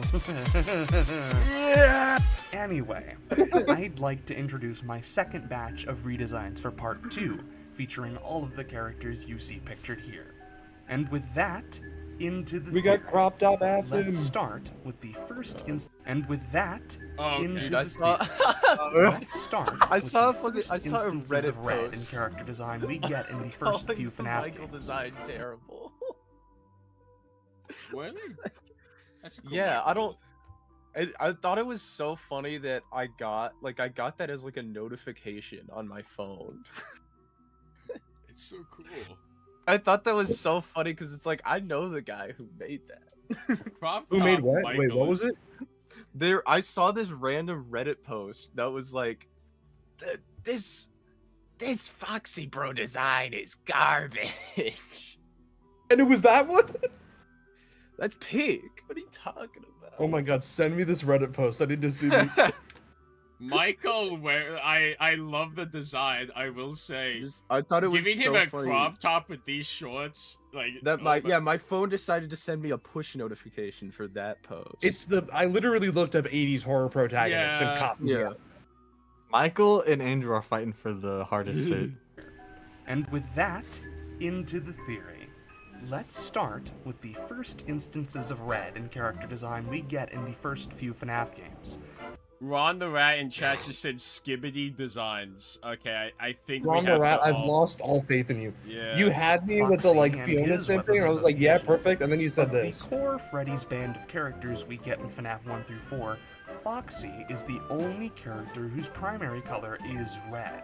Other fellas like Toy Freddy, the Puppet, Bonnie, Monty, and Balloon Boy have some red accents in their designs, but Foxy is all red all the time. No, Mangle, you don't count. That red bow tie is all you have. And what makes That's not a red bow tie. Yeah, that's Oh, not right. no Mangle Oh, that's not a red bow tie. I was thinking of the red cheeks, but whatever. you don't count. That red bow tie is all you have. Yeah, And what makes whatever. it even more interesting Theory is how inaccurate. Foxy is man. such a unique character Elizabeth throughout is the series. blonde in the novels. Unfortunately. In FNAF 1, Except for his the fourth whole closet check where on apparently she's Pirate Cove, brunette. and if you don't do that, I'm gonna run really fast at you thing, is unique. His jump scare was so different that people didn't 'Cause he's actually a good believe guy. he was mal- I Yeah. saw Foxy the good guy. was it Sire Squawk's video again? That the girl who's at the playground might actually be Elizabeth. Yeah, And I kind of believe that too. Yeah, that one actually made sense to me. And in that, I believe her hair is more brownish, or maybe blonde. Yes. malevolent. He has another unique mechanic and jump scare in FNAF 2. In FNAF 3, he's not. Theory, maybe they are colorblind. Mo, are you colorblind? No. You will be. Really that strange at all, but we're gonna get into What does that that game a mean? lot more later. He has the unique mechanic of the closet I in guess FNAF 4. colorblindness. Funtime Foxy has the motion sensor gimmick in Sister Location.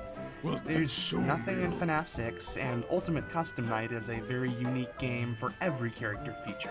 Yeah. There is the Foxy Dark Ride in Curse of Dreadbear, where Captain Foxy will kill you if you score too high, but that's He does that? And apparently does- this is wrong. Wait, what? Does he do that? I'm pretty sure he does. Out of curiosity, like, I I this haven't played wait, that game. is this from Help Wanted 2 or Help Wanted 1? Curse of Dreadbear. Yeah. Oh, Curse of Dreadbear, okay. Is there any... Do you No, think this is there's the original anything- Foxy Dark Ride. Do you think there's anything special? I mean, it's just like, you know, they designs slightly change from game to game, but like this is a slightly different shade of red than it is like in FNAF 1. Lighting. Yeah, okay. in Curse of Yep. Dreadbear, where Captain Foxy enough. will kill you if you score too high, but that's mostly for a joke. But Curse of Dreadbear's true innovation on the Foxy character is that of Grim Foxy, a character that would just be considered guy. Jacko Foxy, if not for the fact that his hook Underrated design, by the way. I think this is fire. It has is been peak. replaced with I a love it. sickle, and his head is not that of Nightmare Foxy. In Security Breach, Ruin, and Help Wanted 2, as well as Secret of the Mimic, Foxy is present, but not as any kind of major character. Instead, he's relegated to the background, only majorly showing up in Help Wanted 2's Foxy Log Flume Ride and Secret of the Mimic's Puppet Show, which can technically be considered the earliest appearance of Foxy in the FNAF timeline. Foxy is also heavily associated with Michael Afton. Our first look at him that wasn't behind our screens as the player character, as we all assume, Don't delete is my FNAF Minecraft 4's Foxy Bro. He is never seen without his iconic Foxy mask throughout any of the FNAF 4 Between Night minigames, Skin which he is uses to constantly terrify changing his color. poor brother Dave. Yep. Lighting. I don't know about In the that security, I mean, Alcantara was the greatest character survival designer ever. logbook, Foxy is the stand-in character for the security guard at Fazbear's Fright, which has been That's all Hudson, but confirmed dude. to be Michael Afton. Yeah. Michael is tied heavily to I have a theory coming out that confirms, I say in quotations, that Mike is not only the FNAF 3 god, but he's also just Jeremy Fitzgerald. Foxy, which I find Jeremy very Fitzgerald. interesting. I said before that his prime colors are purple and gray, but adding red into the mix makes things much more interesting. And it's not like William is associated with the color red at all. Well, that's not entirely true. Let's return to Fazbear's Fright, Five Nights at Freddy's 3. Springtrap is visually interesting, to say the least. Throughout the minigames between the Nights of FNAF 3, we see the purple He's guy sprite representing green. William Afton, and we Wait. eventually see him Green climb Afton. into the yellow spring Bonnie suit, If you which squint really hard, and fails, if you're impaling colorblind- our poor aubergine fellow, condemning him to an afterlife trapped on Earth, locked within the spring-locked suit which Look he at all that used red. to execute his bloody Oh my murders. God. And So by much the agony. time we reach FNAF 3, that suit is no longer Give yellow. it your Remember- whiz, Michael. No, look, it's that thing from the video I did. Well, it's the guy from the thing. But remember back in the day when people theorized that the blood coming out of the suit when he got spring locked was like rust instead of actually blood? What? That's so dumb. That was a No thing? way. No way. No. That was a thi- real. No, that was the theory. I think it came. I don't know if it was prior to Sister Location. I remember it being a theory when people were saying Mike Trap. They're trying to say Michael survived. I mean, I know nowadays that's a theory, but I think Yeah, I he think it was wasn't. He wasn't think- dying in that scene. He was fine. it was. He always comes back. He was good. Having Wait, I thought about that before. I don't know if it's like a narrative thing or whatever. Springtrap's the one that, oh, I always come back. Meanwhile, in every game, you play as like the night god coming back to Freddy's every night. What one the point that when does he actually say that in game? FNAF I mean- 6. Yeah, FNAF FNAF 6. 6, but it Yeah. existed prior to that. I believe it was in the source code of teasers that were coming out for FNAF 3. And then No, the it was in the original- trailer. That's funny because In at the that point trailer at that point this was his first time coming back. In the trailer for FNAF 3, it says he will come back. He always does. I swear to Or God, my it was in the dogs are source going code. crazy. The thing that was in the source code was "My name is Springtrap." My name is Springtrap. I am the mimic Wait, now. Fear? Is that true? Did, like, Fear was one of the ones, or? This is AI. This is AI shit. Oh, yeah, you're right, you're right. The mimic does not know. Bro's really checking Gemini AI. Mimic forgot. GPT, bro. Oh, this probably isn't gonna tell me. Oh, wait. No. Yeah, they got How the many source fans? code. How many FNAF fans do you think would start using AI if they called it Mimic GPT? All of them. Scott Cawthon's gonna release his Yeah, own. but it's in the AI. trailer. The original line is it's actually from like the perspective of the children. He will come back. He always does. I've said Yes. this before, and I'll say it again. I don't think I always come back implies like, oh, I'm coming back from the dead or something. It's about William just coming back to Freddy's. I mean, I was Cosmo. talking about this with Meatloafers on stream, and this is actually something that like T Dreads brought up in his stream earlier today.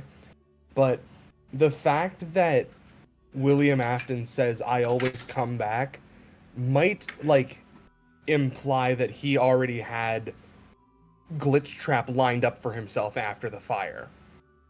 Oh. That I like he that.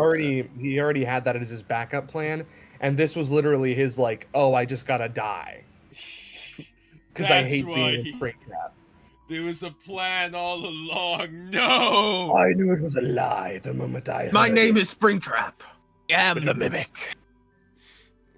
But it was interesting nonetheless. I have, especially because I watched T Dreads' video about Burn Trap that he did with like ID's Fantasy, and I have started thinking more that, oh, maybe Glitch Trap really is William Afton in some form. I'm a glitch both person.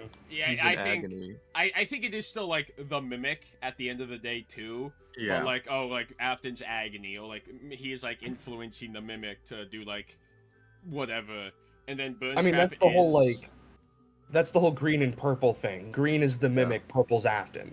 Like, yeah. There's totally some Yeah. Afton agony in there. There's too much Afton imagery. There's so You much got the like throbbing purple agony, Afton vibes. agony-esque imagery with glitch trap. Aftony.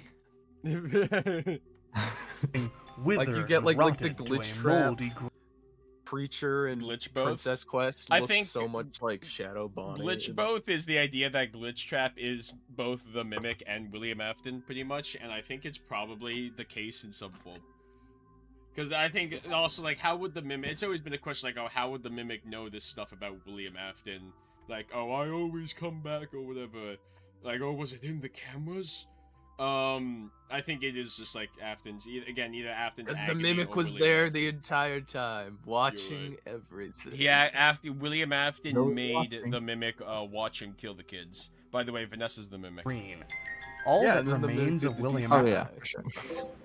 Oh boy. Afton within the I'm screaming.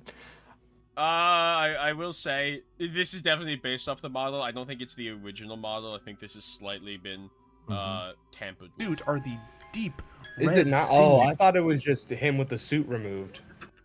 I don't think the actual model has the entire like Fnaf Springtrap model. That Well, is, yeah, it like, doesn't have the hands, hence why it has like the this suit is the hand. original. Oh wait, maybe Mm. it is this. Is that the same one? Yeah, Yeah, it just has the Surrender. suit hands. it's got the whole thing. Oh, okay. I don't know why I thought that was different. It's just okay. I think it might be a fan render, but it is like the original yeah. model. Definitely a fan render, yeah. Yeah, I don't think they put out an official render of Afton's corpse. With the levitating Springtrap ears. Yeah, what if they just made this a skin? Just I his- mean- his rotting corpse. Thanks for showing this because we were talking about this earlier about like the whole Springlock stuff and whatnot. This is Mhm. interesting. Again, like just how There this- is. Then this is really interesting because like there is no endoskeleton Yeah, it's just like the casing or whatever. except for the feet. He does have a choker on when though. flesh Goddamn. He's got like a bits collar. stretched and mangled across the suit's metallic parts. We learned about Mangled? complementary colors in part 1 of this theory. And I want to introduce another element of color theory, adjacent and analogous colors. On a traditional color You're using wheel, a lot of all big colors words. exist in proximity know. to each other. What's he talking And each about? color No. on a hexagonal formation of the color wheel, that is a formation comprised of only the 6 primary and welcome back, secondary Sonic. colors, has 2 colors that are directly next to them, which are called adjacent colors. For purple, those colors are red and blue, Yeah. which are also the same primary colors that form purple when they're mixed. In the world of color schemes, an analogous color scheme is formed when using a color and the 2 colors adjacent to it, like red, purple, and blue. This little redesign of mine actually incorporates the 2 adjacent colors of red and purple. I would have factored in some blue, but unfortunately the human who formed me from the abyss really likes dual color schemes and only occasionally allows me to use more than 2, which usually means a secondary triad. That means green, purple, and orange. Now let's compare Springtrap to regular William Afton. Red and green, purple and yellow. Springtrap uses adjacent colors to William, shifting clockwise from purple to red and from yellow to green. Fascinating, right? But what does that mean? Well, let's draw on the idea of the unnatural in color theory. Purple was the color I most heavily associated with the unnatural, but having it shift over to red gives Springtrap a much more alive feel, which is ironic due to his nature as a more undead creature. But yellow does something very Winkify interesting by Springtrap? changing to Hey, Wait, yo. Maury might do that if they ever do a Maury, Springtrap where's design. my twink Springtrap? I mean, I am doing a glitch trap design, which is going to like incorporate more Twinks? than just Oh, the suit. Okay. But Which- Glitchtrap has his big beer belly. Yeah, can you make him like Yeah, no, I'm abusive dad? I'm gonna do like a more like princess questy spring so- glitch trap Mmm. with like the throbbing purple Afton vines. Pause. Throbbing. You've played Princess Quest. You've seen that. green. I'm It also doing an has- F10N4 design that's gonna be like Is it lady gonna be shaped like the as opposed to box? Oh, computer okay. shaped. Okay. I was gonna say, like, No, if I'm you're doing an gonna, F10 and 4, is it just like the box? No, I mean otherwise I just use the image of the F10N4 console like I have for Trap. videos. A very natural explanation for doing I think this. Twink Trap is Since a the scrap rot trap. and decay that Wait, caused this true. moldy hue are perfectly normal processes. But when factored into Fazbear's Fright with its Saw 2-esque color grading, it actually It leans really more does into look the like a saw. Like a saw. No, like legitimately, I was like, this is Saw 2. This is the trap house Yeah. from Saw 2. Though that Saw 2 has a lot more yellow. Yeah, but like literally that shit green. You know what? I do Let's see it. I do probably see it. probably avoid the censored Wait, images. you're right, Yeah. you're right, yeah. Green Kramer. 'Cause I was gonna be like, I've seen Saw before. I feel insulted if you say this is Saw. No, you're right. outwardly and deceptive angles I illustrated with yellow, since Springtrap often blends into the environment of the horror attraction, which lends greatly to his fear factor. It brings the unnatural right back into his design. I fucking love color theory. So even though color theory, Michael. Springtrap Yes, uses well, none of that's the William next Afton's one. typical colors, the meaning of his original color scheme is heightened through the use of adjacent colors. That is why Springtrap and William Afton have always been my favorite characters. I guess character in this franchise. And the best part of it is, I'm not reading too far into things. The use of green was not very crazy. intentional when crafting Fnaf I'm 3, not crazy. as stated I by swear Scott I'm Cawthon crazy. in his first interview with Dawko. I even kind of already had color schemes picked out. Like I knew that part 5 should kind of be purples and blues. Yeah. I knew that 3 Oh, purples and blues, huh? I wonder what Maury's gonna say about that. should be kind of Nothing. green. Nothing. Okay. No, I legitimately don't touch on it. color theory. So even though we've added red into the mix for Michael Afton's character, it still links him incredibly heavily to his father. It's inescapable. And as I stated in part 1, Michael Afton's look after he's had entered inside of him and then entered outside of him, Outside. that Get that back in denotes there. him as the purple Whoa. guy's son, and also links him heavily to Afton's rotten corpse inside of his furry metal prison. And red is a very, very important part of that.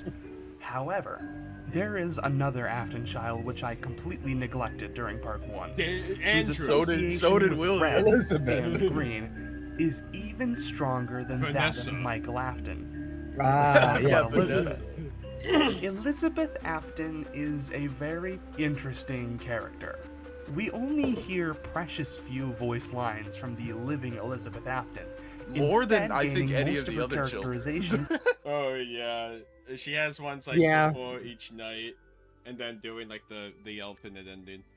from the The private soul one, yeah. machine hybrid that is Circus Baby. To anyone familiar with the Fnaf series, it will be common knowledge that Elizabeth Afton was The army of 500 Springtraps. We're here to recruit you to the army. Okay, but do I get like do I get a veteran pay? Do I have to after the get war's spring over? locked first? Like, do I have to become a spring trap? Can I just put like a Must I cosplay on? Springtrap? the first victim Can I of just put on, Circus like, one of Baby's those patented shitty child masks? entrapment claw, killing. Can I wait? You know those like costumes from like Spirit Halloween? Yeah. Like the Glam Rock Freddy one, the Monty one, where it's just like a bodysuit, very flimsy with a plastic mask. Can I do like Yeah. that? Wait, or have you seen there's With, like like, a little a muscle padding on Springtrap? There's like a Springtrap zip up hoodie. You're right. There's a Where, onesie. like it No goes way. under your face. I'll Yeah, do. can I just wear that? Yeah, does that work? Killing the I have a spirit Springtrap of Elizabeth beanie. Is Afton that good with enough? the cold-on feeling AI that is Circus Baby. And to anyone unfamiliar, Do you think that William did like try and design Circus Baby after Elizabeth, or that was just like a misinterpretation on Elizabeth's behalf? One sentence. I don't know how many words. You said you made her just for me. Yeah. Wait, didn't you make her just for me? Is the line? Oh yeah, didn't you make her just for me? Yeah. So it's But like still, like, still same difference. Like, it's going off the assumption that Afton was like, "Look, Elizabeth, I made this perfect robot just for you." It's very like Edwin mimicisms. I put her in a bikini just for you. I made her a ginger, just like you. I gave her pigtails just like you. Just like Wait a minute. I made her ugly, just like you. I made her stupid just like you. familiar with Fnaf, well, now you know. Now remember when I said that Foxy was the only character whose primary color is red? Well, I fucking lied. Circus Baby is red all over, mixed in with the white elements that She's all a of the ginger, icons share. Michael. And remember all of that stuff I was She saying also about red and has green? blue. There is a subtle point made that Baby's eyes are green. The trailer for Sister Location ends with Baby's eyes lighting up, showing off those Is this emerald a iris. subtle point? This Wait, seems dude. pretty in my face. We're here to have. I mean, you it's make never fun like of me. outright called out. I saw. No one ever looks at Baby and goes, "Damn, those eyes are hella green." Show me those mimic eyes. What I Show me did, those mimic eyes. I saw it pop up that because she does have the blue eyebrows and I think the blue eyeliner, and in the movie it looks like she already has the green eyes, which is Elizabeth already She dead or does. She whatever? does have the green eyes. Yeah, but I did see an idea that because in the one mini game, of course, before she kills Elizabeth, it looks like she has blue eyes, but it also could be the eyeliner, No. and that she No. Okay. Okay. No. Hold on. Let me look it up. Let me look Oh, it there, up. there it is. Yeah, we're looking at it. No. Nope. Wow. Actually. No, wait a sec, actually. no. wait. Wait a No. I lean towards it those being blue eyes. I do. Mhm. Cause Yeah, it- I mean, it- because there's also like, if these are meant to, if that's meant to be the eyeliner, then the only character with a colored eyes, like with colored eyes, would be Elizabeth, which has like bright green eyes. Because all of the kids have black eyes. A Circus Baby would have black eyes, you sure but was- then I should not skip the video. My bad. that allows you to play as Circus Baby, you'll notice that her eyes are blue. And if you make it to the end after feeding all of the children, you'll encounter A little girl. Oh. Wait a minute. Let me go back a bit. And if you make it to the Oh, end wait, after actually- feeding all of the children, Because at you'll the end encounter... of the minigame, her eyes turn black, don't they? yes, The yeah, that's blue what I was part- just thinking. The blue part also turns black, so it's part. Yeah, of the okay, eye. so they are blue. You know what? You're right. A little girl, standing by herself. I was no longer myself, and I stopped singing. My stomach opened, and there was ice cream. I couldn't move. Boy. At least, not I until want she some stepped ice cream. closer. Dad. There was screaming for a moment, but only for a moment. Then other children rushed in again, but they couldn't hear her over the sounds of their own excitement. I still hear her sometimes. Why did that happen? You were made to kill kids. And that little girl's eyes are a Stupid, I was a bright stupid green. Elizabeth, just like you. When I was writing part 1, I thought about writing a section for Elizabeth Afton. But I thought But her we colors don't aren't like really giving her associated with any attention. character that much. I don't care It's like Especially not from William. Afton's. I Red don't and will green, care. that's not purple and yellow in the slightest.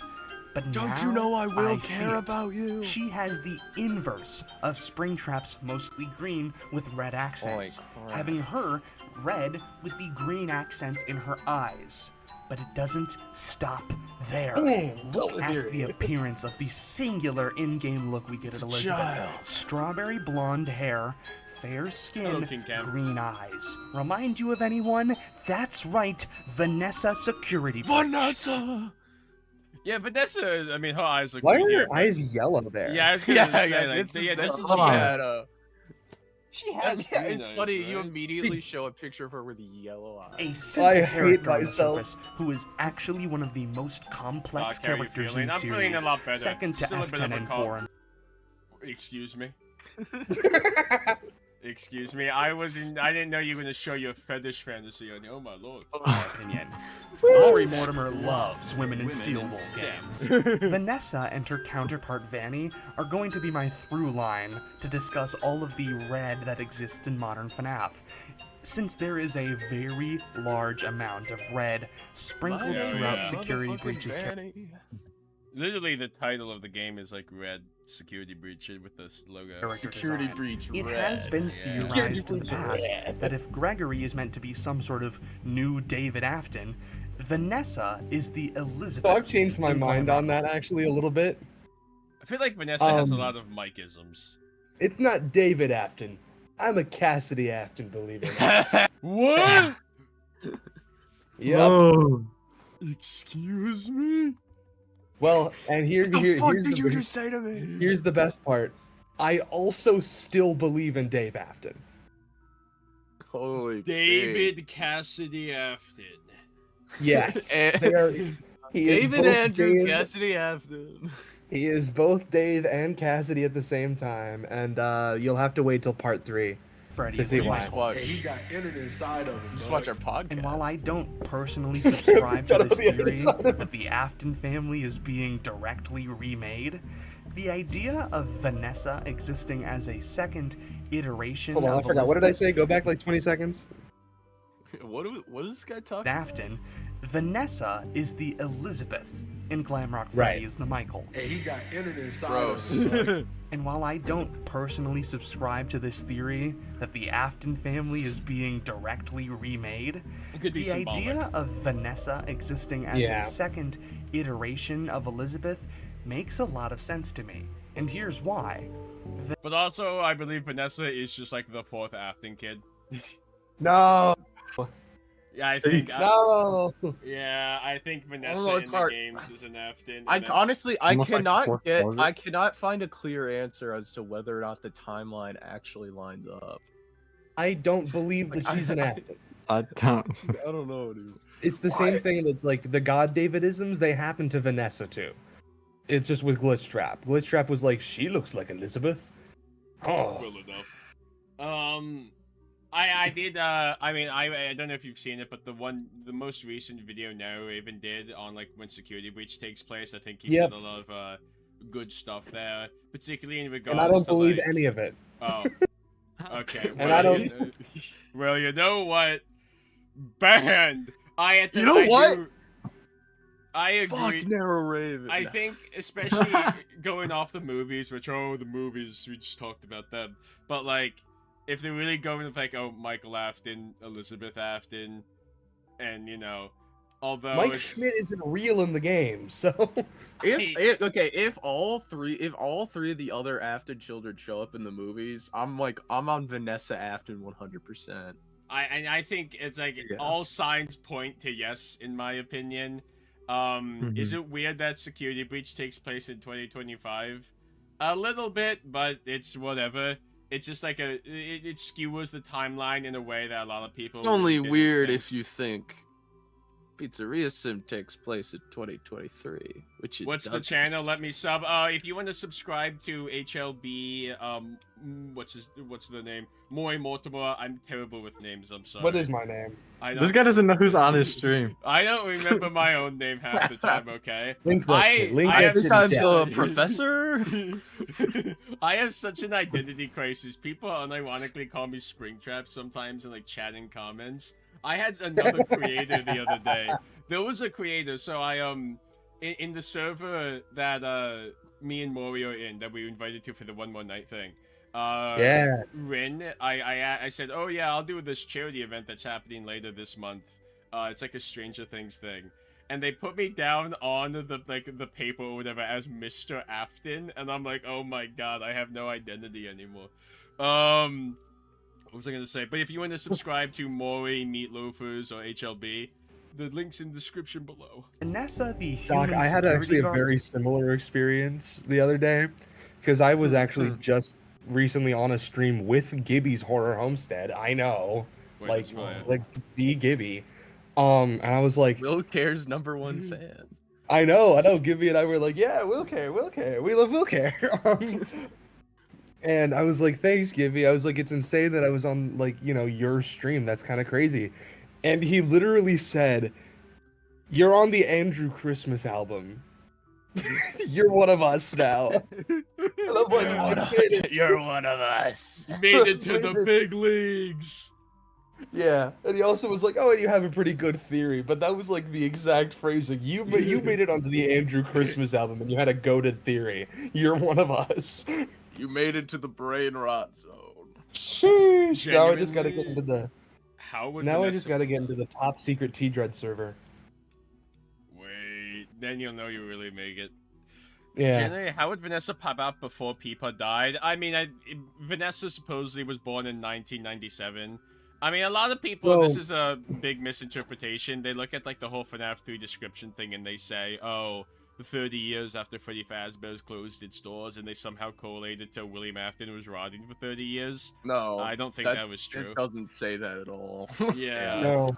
I don't think that's true either. No. Personally, I think at, like, earliest, I think he probably died, like, got springlocked in, like, the early 2000s, maybe late 2000s. In the movie. Yeah, I think it's kind of impossible. I think 2000s might be, like, the best, because we also know that he made Vanessa lying. Assuming, if you go with the idea that Vanessa isn't Afton, of course. He made Vanessa lie in court, so she would have to be old enough to, you know, like, talk.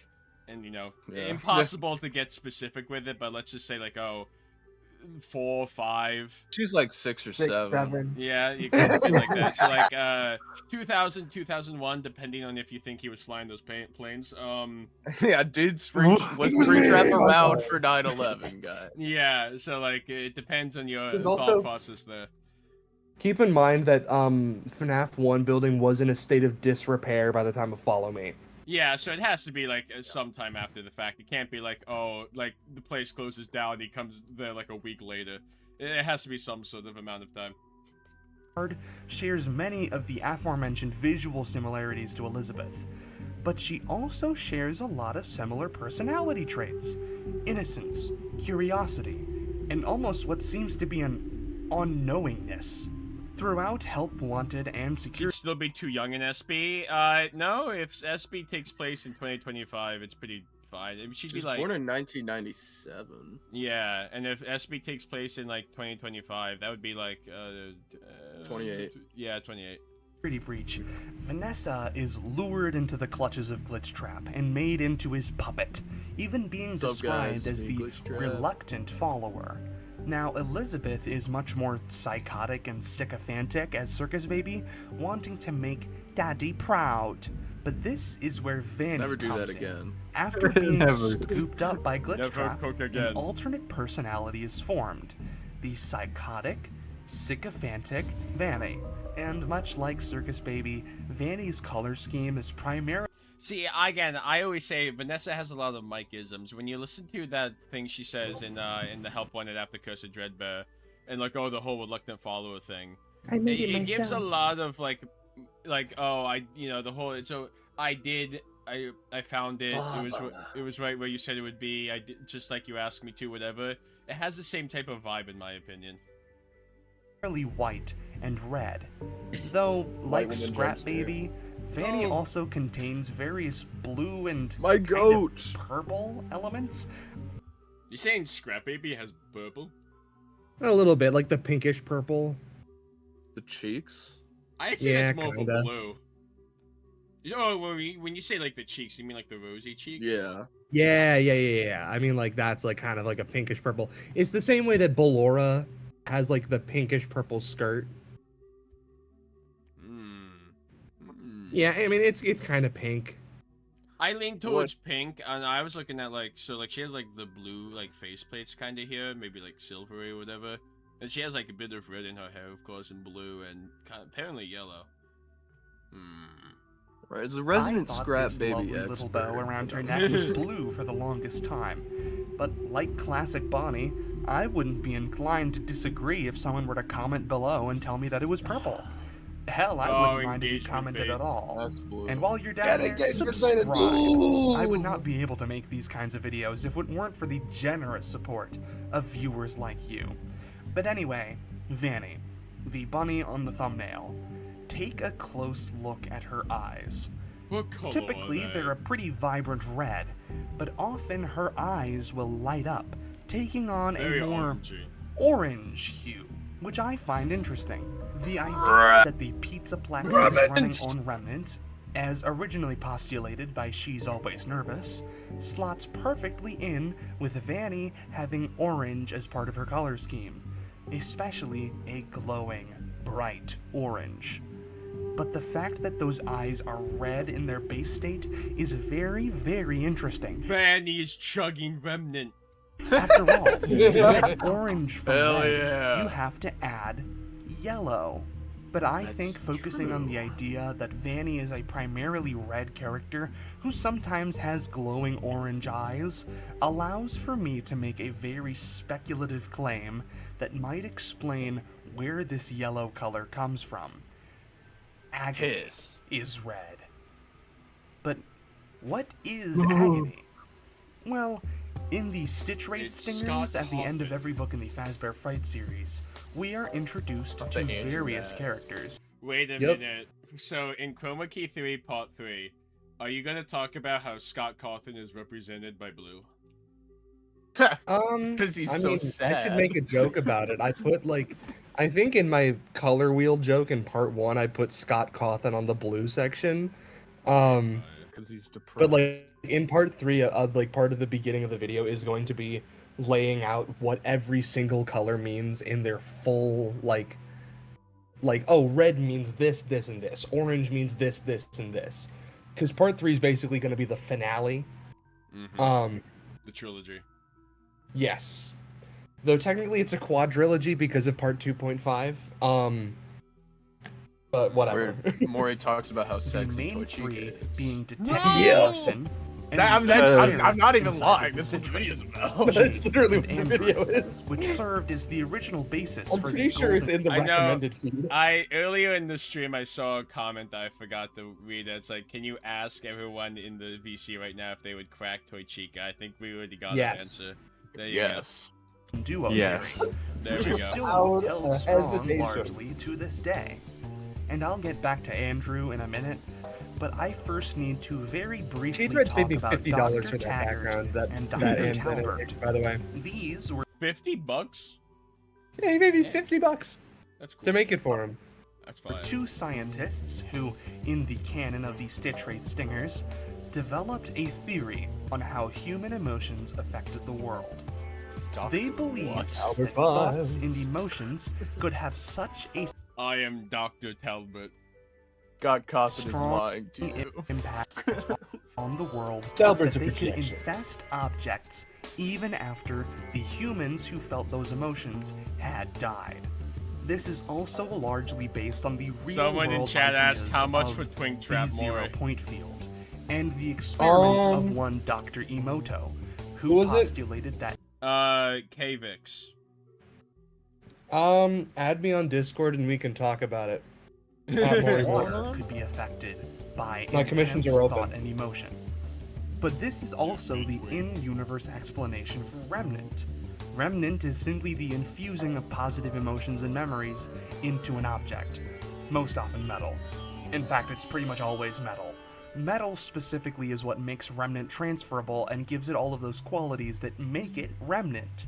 So for simplicity's sake and not to retread too much ground, Remnant is metal and soul combined. Another concept that is introduced is agony, which Dr. Talbert postulates to be the strongest emotion. It can infest not just metal, but ordinary objects, places, or even people. In comes Andrew.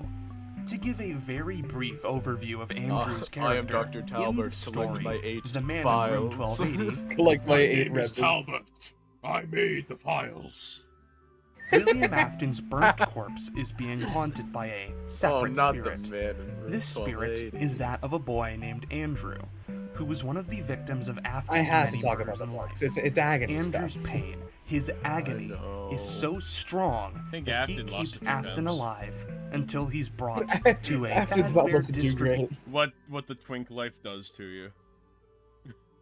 center, at which point he explodes, getting all of his Afton guts See, Chad, this is all the over a twink bunch trap of that stuff. you guys all wanted. This also disperses Okay. Andrew's agony onto all of these objects, which is how he ends up haunting the battery of the Fetch robot, which is what gets him into the Stitch Wraith. Which Fetch is also the story where the 0-point field is introduced. Andrew is also depicted Also wearing orange a remnant green time. alligator mask. Keep this in mind for a bit later. Agony itself is speculated to have appeared many times over the course of Fazbear Frights, and even in the games. Its only canonical descriptions describe it as a dark, inky substance that corrupts anything it touches. However, there is reason Hello, to Withered believe Bonnie. agony is tied to blood, specifically the spilling of blood. When Afton explodes, he spills his innards all over the Afton objects that explodes. then become haunted When Afton explodes. by his agony Pause. and Andrew's.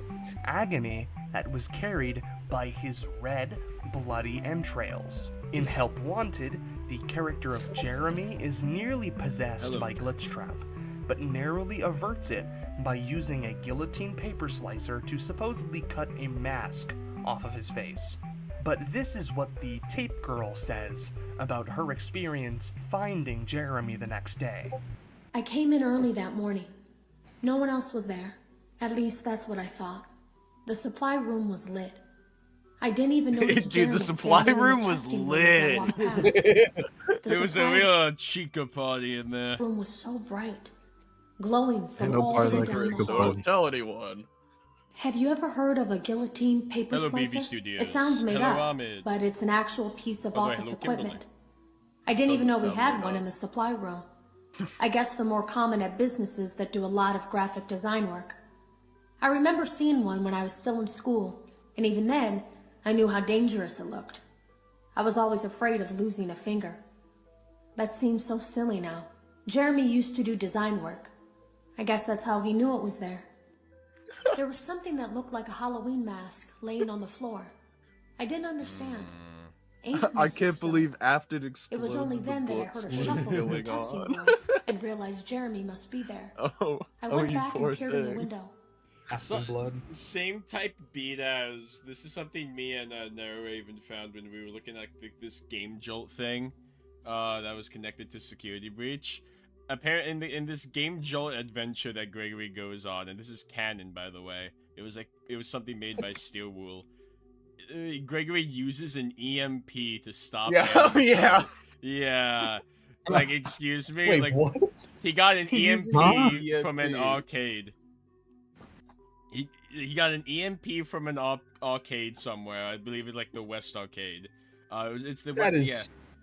Yeah, we were And just he- desperate. We desperately trying to figure out where Gregory would have gotten an EMP from. Yeah, it made like no like elaboration. Yeah, I got this EMP and I used it to stop some animatronics. That's some bullshit. I couldn't see his face. He had the visor covering his head. He had ink spilled on himself as well. The front of his shirt looked black in the dark room. He turned his head in my direction, but I don't think he knew I was there. Tape Girl assumes that ink had spilled. People assume that this was simply her eyes mistaking dried blood for ink in low light. However, the dark room that Jeremy was in was a separate room from the room with the mask in it. The It black wouldn't have been substance dry could have blood. been- It's still on his shirt.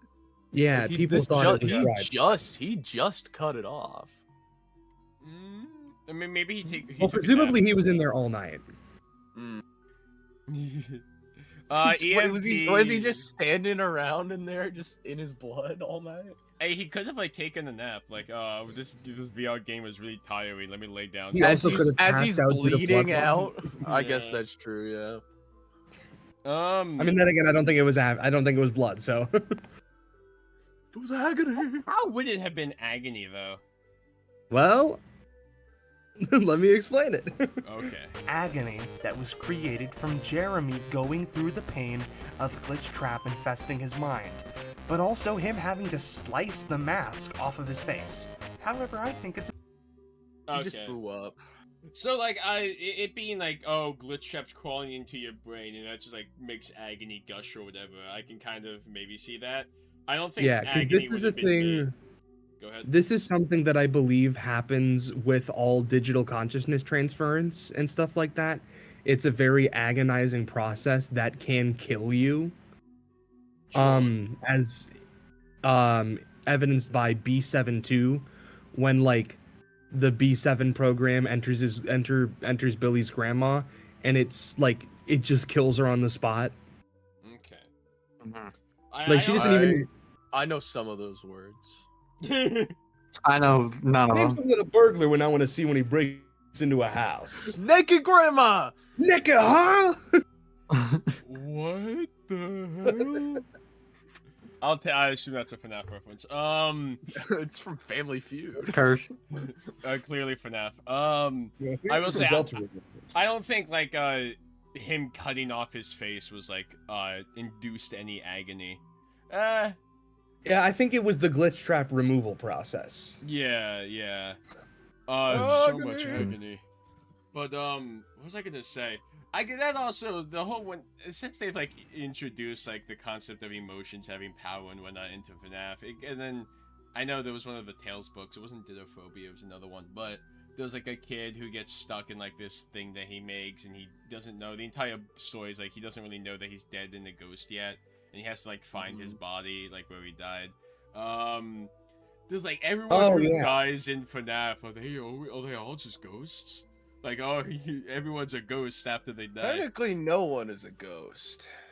Because ghosts aren't real. There are no ghosts in FNAF. Scott Wait, said so. it's all a projection. That's true. My day was all right, by the way, Jackson chat. It was good until we had to watch Chroma Key Theory. I'm kidding. That's true. The inky agony was formed due to the spilling of Jeremy's blood. Therefore, agony is tied to blood. Agony is black when depicted in Faster Frights, but it can also be tied to red. Remember how red is very tied to anger, anguish, and violence. Now let's tie this back to Vanny. She has red eyes, and Vanessa basically went through the same thing that Jeremy went through, except she failed. She was corrupted by the malignant malhair, and Vanny's red eyes are the bright, glowing symbol of her pain. But remember the orange. Where did the yellow come from to make this glowing mixture? This is kind of a Well, stretch. Vanessa has yellow hair. Sure, it's more of a strawberry blonde, but it's yellow. Yellow is one of the most positive colors in the series, despite its connotations of cowardice, lying, and fear. After all, Jake in the Stitch Wraith Stingers turns bad memories, soaked in red agony blood by the way, a bright golden yellow when imbuing them with positive memories. Parallels, baby! Vanny's What did you just red say? eyes. Parallels. We're gonna have to. Can we cancel Mori on Twitter now? They just said the slur. Yes, I need the engagement. Mixing with Vanessa's yellow hair makes orange. Remnant! Fusion of good and bad. and a way better color than gray. And speaking of gray, we can tie this back to Michael Afton too. I He hate that goes guy. through significant pain and agony at the hands of, well, Bitch-ass everything Michael. under the sun. Just a nice Hello, touch Mango. in this whole red is agony pie. But there's more I can extract from this still. Agony We are getting pie. close to the end here. Let's bring this all together in the modern Oh my god, we got through this one so much. Agony era of pie. FNAF. I have yet to mention 3 characters from Security Breach and Ruin that I mentioned in the beginning of this DJ video. Music Roxanne Man. Wolf, Oh. Montgomery DJ. Gator, and Cassie. Just looking at them, I'm sure you can see what I'm going to say. Look at how much red and green there are in these fucking character designs. It's Andrew. And not just that, every FNAF fan's favorite color, purple. Remember how I mentioned that Andrew wears an alligator mask in Fazbear Fright? Andrew is Roxanne Wolf. Congratulations on the transition, Andrew. Well, there is only one alligator character in the entire FNAF series, and his name I hate is to break it to you. Montgomery Gator. Fellow theorist Gibby's Horror Homestead, that does not feel right to say. Well, it's true. My Fellow superior theorist Gibby Gibby's Horror Homestead made an amazing video detailing his thoughts on how he believes Edwin to be Old Man Consequences. Tom doing Because in the corner? Edwin is represented It's by specifically in Monty response to a game theory episode. Tom is Old Man Consequences. Yeah. Gator. And while this gives him way too many colors for me to be happy with, I'm treating red as separate from any singular character, and you'll see why. The big takeaway that I want to build on and take in my own direction from Gibby's video is Edwin being Montgomery Gator. That gives us William Afton as Bonnie, Michael as Foxy, Henry as Freddy or Fredbear, Fiona as the Sun, Fiona and Henry sort of both being Chica, but it's mostly whose Fiona. son is Fiona? It's complicated. The purple guy. Son, Purple guy's son. son. I had a brain malfunction there too. I realized they're talking about sun and moon. Yeah. Yeah, Edwin son. being That's both purple guy's son. Fiona is David's son. My name is And Fiona. Montgomery Fiona Gator. Davidson. And Bub the dog is, I don't know, fucking phone guy. You were an obedient dog. Sorry, what? I don't know, both Moon and Montgomery Gator. And Bub the dog is, I don't know, fucking phone guy. You were an obedient dog. Good dog. But what Monty and That's the real alligators conclusion to represent come to. as a Phone greater guy is a whole dog.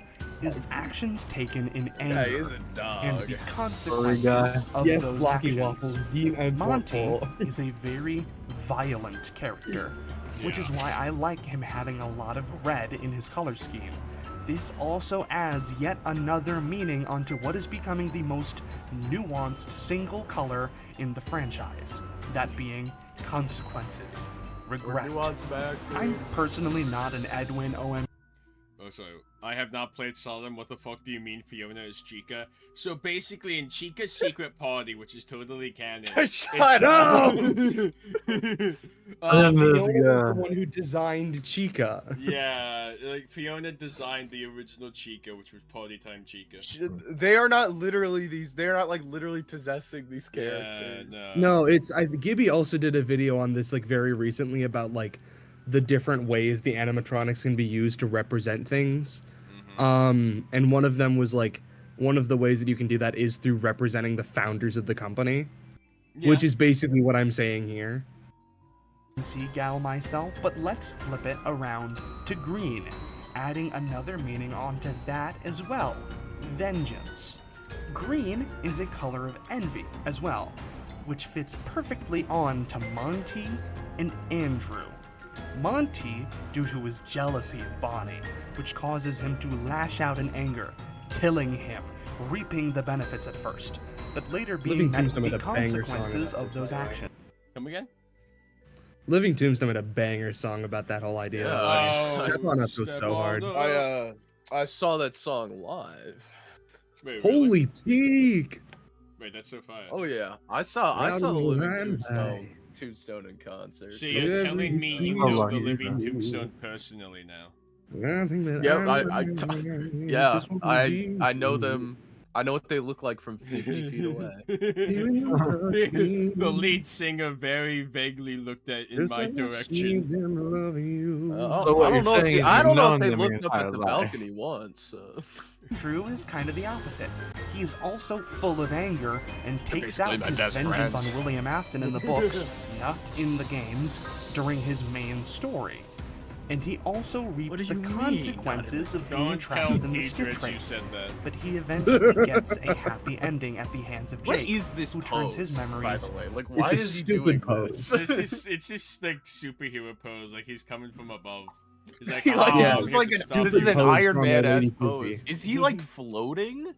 No, I think Yeah, he's, like, presumably he's falling like down. falling down. He's doing like a little Yeah, Batman he's pose. like jumping, Yeah. jumping through He's the about to air. like, oh, your reign of terror is over, William Afton. Oh You're god, going I back to just Arkham." his like stupid like Joker mask. Yeah, that's supposed to be like the Simon doll from the real Jake. I hate this guy. I know what that is. Golden Joy. No, like I've read legitimately, all like, of that's these. one of the most bullshit things about the real Jake when it's put into the Stitch Wraith stingers is the like, go back to see that little Stitch Wraith mask. Like, look at that mask. Right? Every detail on the mask has an exact reason for being there in the real Jake, which the only reason that it's supposed to like it's there is to be like the Jeff the Killer ass like, and now he's like the pizza sauce Stitch drawing Wraith on his basically is Jeff the Killer. like because the red stains around the mouth are supposed to be like mimicking pizza sauce, and the eye being crossed out is supposed to be like, and the real Jake got a black eye and lost a tooth. And it's legitimately in the context of the Stitch Wraith stingers, the most Jeff the Killer ass shit ever. You know what that sounds in the like? actual story, peak. But when it's ruined by the Stitch Wraith stingers, ugh. You know what that all sounded like? Oh, Jake lost a tooth and got a black eye. Same type beat as like Jeremy broke William Afton's jaw or something. Turns his memories into golden joy. And Roxy and Cassie. Roxy is also a very angry wolf, lashing out in narcissistic rage in initially a much less violent form than Monty with his claws of death, but in Ruin, we see the green trait of vengeance come out when she is trying to get revenge Roxy and on Monty Gregory. have, like, the same color scheme. Come again? Monty and Roxy have very similar color schemes. Oh yeah, no, that's a whole thing Yeah. that I go over. So I'll just point this out now because this isn't really a spoiler for part 3. It's just kind of an incidental detail. So Roxy and Monty both have green, purple, and red. Chica also has green, purple, and red because she has the green leg warmers, the red in her pink stuff, and she has Glamrock purple Chica. eyes. It's a Yeah, big, like- Glamrock Chica. Also, Glamrock Freddy in Ruin has the green and purple present. Yeah. Freddy has the green eyes, right? No, Freddy has blue eyes. But yeah, she has like the pink, which is the form of red, the green, and then purple eyes. Oh, this ties back into what you were saying. So wait, is pink like next to red? Is it like adjacent? Pink is red. Pink is just a lighter form of red. Yeah. Yeah. Okay. I can So kinda like see. legitimately, they all have green, purple, and red in their color schemes. And in Ruin, Glamrock Freddy, who is the only one who lacks any green or purple in Security Breach, has the green and purple present in his belly, which then puts him with green, purple, and You red. said, wait, Glamrock Freddy? Glamrock Freddy. Well, he has the Because purple bow his tie. colors are blue, orange, and red. But yeah, over the course of Security Breach, he gains the He purple. becomes Fredbear. Yeah, well, he also gains Monty's claws, which make his hands purple. And then he has the green and purple present in Ruin. This is interesting. Which I feel like that's like a Gregory, color theory reason why, like, oh, Glitchtrap's back in control of Glamrock Freddy now. Ooh. I Because still, everyone's like, everyone's like, why does he have the green and purple present? And I'm like, color theory, guys. It's glitch Because trap. it's glitch trap. Because it's It's glitch on trap. the inside. It's on the Friend inside me. I got glitch thought about trap that. I like inside that. of me. I got that entered Friend inside of me inside me. because I'm Glam Mike. Entered is the mimic. Glitch trap entered inside of me, dog. Mind you, shares none of the same colors as Roxy besides red sneakers. That red violence represented by him crashing a fucking go-kart This will never right not be into her funny face. to watch. Gregory is blue and orange, whereas Roxy has purple and green. How this factors into Cassie is her being a foil character to Gregory. But instead of sharing her colors with Freddy like Gregory does, she shares hers with Roxy.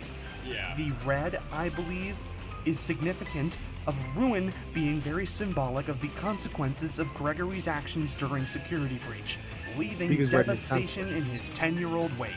Old man consequences. Exactly. Cassie is old consequences. In a symbolic sense, well, Cassie is the one experiencing the consequences. Yeah. So, You know- like, she is subject to the consequences. Literally, there's when you towards the end of the game when you go into the cave, there's that red lake in the cavern. Well, old man agony lake. consequences is literally in security breach. Yep. Oh yeah, the old man guy. Yep. I'm just like when you're drawing the comparisons or the consequences of Gregory's actions and Cassie's going through it. The first thing that came to mind was that lake. That's like when you go into the mimic's room. Well, I mean, Have consequences. yeah. Well, because I was saying specifically Gregory's actions during security breach, and Gregory doesn't ever see that lake in security breach. Yeah, but he does go In down security to the breach- same cave area, like when on to the FFPS. Yes. No, he doesn't go in the cave. That's deeper. Yeah, no, I mean it's the same area, and Yeah, I'm just saying that the ruin stuff, like when you get below the FFPS location, that's like in terms of security breach and ruin, that is new shit. yeah. Because we know that Gregory's been down there because of his Glamrock Freddy backpack, but like I'm specifically talking about the actions that Gregory takes during security breach. Yeah, I know. Okay. I'm just thinking because I know that was like a topic that came up a while. Because it's weird that the water there is red, and it feels like it's supposed to call back the old man consequences and whatnot. Also, Curse of Dreadbear, Agony Lake. Yeah. Welcome to Agony Lake. And Cassie is so prominently red because she is coming in at the aftermath, falling victim to those consequences. But purple is everywhere in Roxy, Monty, and Cassie's design. And in the AR world Cassie experiences during Ruin, everything is purple. But this video is running longer than expected. And all of this... It is. It's actually shorter than the first one. I don't know if you know that. Like the. Yeah, but I only wanted this to be like 20 minutes, so... Okay. Purple talk will be better And it is now discussed over 30. in part 3, baby. That's right, cliffhanger. I wanted to keep this video shorter, since one of the things that happened to part 1 was it got really big really fast. I And know, that I made last like a section 5 is minute gonna video. get happened? really big, Yeah. really fast. If I didn't Well, that cut was it also right there. fazplot. Thank you Yeah, to yeah. everyone who has made it this far, and genuinely thank you all for the immense support on part 1. Yeah. Guys, I know what Guys, we could react. I know what we could react to There's next. part guys. 2.5. Thank you to Maury Mortimer for such a delicious theory. If you guys want to check them out, the link is in the description below. Oh wait, did you? You know what? We might have time for another theory. Do you guys want to watch another one? I would I don't jokingly mind. suggest part 2.5, but no. I think, guys. Guys, Eh. Guys, Too much with a mod. Guys. okay, wait a minute. I did see. So wait, I have you somewhere over here. Meatloafers. How long Somewhere is on it? the list. 29 minutes. Okay. Damn. Watch the first one. Mimic. Yeah, online. green mimic. Because the second one builds off the first one. Okay. AKA the video that I'm going to be stealing from for all of part 3 /. Yeah. Watching another one. Exploring Murray's costume manner and secret. Oh, no dislike. Damn. Of the I mimic, might have to dip out in a little bit, but I will stay here as long as I can. That's fine. Many. So if you guys need to go or anything, you feel free to like dip out of it. I know it's getting late for some people. Familiar faces from past games in the Fnaf franchise. You get to see early versions of most of the mediocre melodies. Roxy, Monty, Music Man, Fredbear, and Spring Bonnie, even the main four. I hate that. Monty, I Music hate Man, this... Fredbear, and Spring Bonnie. No. This look, it's clipping through the damn ceiling. Come on. Oh my god. Even the main four. And Holy, of course, Bonnie doesn't abide the laws of puppets. physics or time. So. What's that? You don't remember seeing the puppet in Secret of the Mimic? It's That's a Jackie. little odd. She wasn't exactly easy to miss. I mean, she was all over the marketing. For Scott's sake, she's literally the game's mascot. They built a life-size statue of her.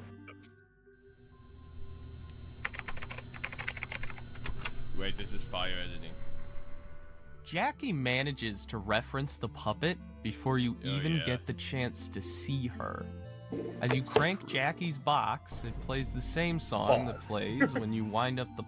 I could hear it in your voice, so you wanted to chuckle at that. Like, you almost chuckled at that. As you cranked Jackie's box. We're gonna Puppets crank music box Jackie's in FNAF 2. Hey, yeah. I would crack Jackie's box! My Grandfather's Clock. Visual similarities between Jackie and the puppet become apparent right out of the box. The most obvious being the fact that both I go way animatronics too in pop depth out about of the giant blue similarities gift between boxes. the two.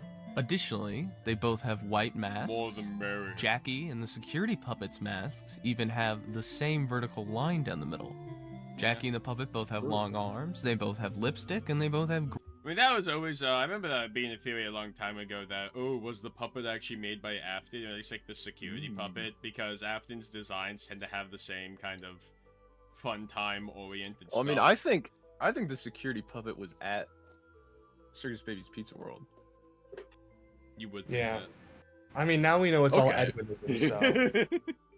But no, I mean, I can kind of see... I feel like it makes more sense for the puppet to be made by Henry. For obvious reasons, considering it was like, oh, I have to look after Charlie or whatever. But also... I mean, I think Puppet was designed by Fiona because of the green eyes. Yeah. Oh, what I do come to in this video is that Fiona designed the puppet and Henry built it. green eyes. They both have buttons. The security puppet in particular has only one button and lacks a lower body, just like Jackie. The connections don't start and end there. Almost all of Jackie's voice lines can be linked back to the puppet in some way. The line, as well as bring to mind the Happiest Day minigame from FNAF 3. That's a little bit of a stretch. It's mostly just birthdays. Is the Where we play as the similarity spirit between inside the Andrew puppet spotted. and offer a large 3-tiered cake to the They spirits both of the have a lot of MCI birthdays and at a cake birthday going party. on. So you're calling the puppet a fat ass. True. As well as the Save Him minigame but from by FNAF Rusted 2, Ridge. where we play And as also Hello Freddy, Joshua. handing out cake to children in the pizzeria as we witness the murder of the child who goes on to possess the puppet take place outside. Doc, why'd you kill During that guy? Jackie's chase sequence, if she manages to catch you, you Motherfucker, hear he killed Nightmare himself. One's jump scare Yeah, sound I was waiting play for as this a one. part of Jackie's jump scare. I do not go into it.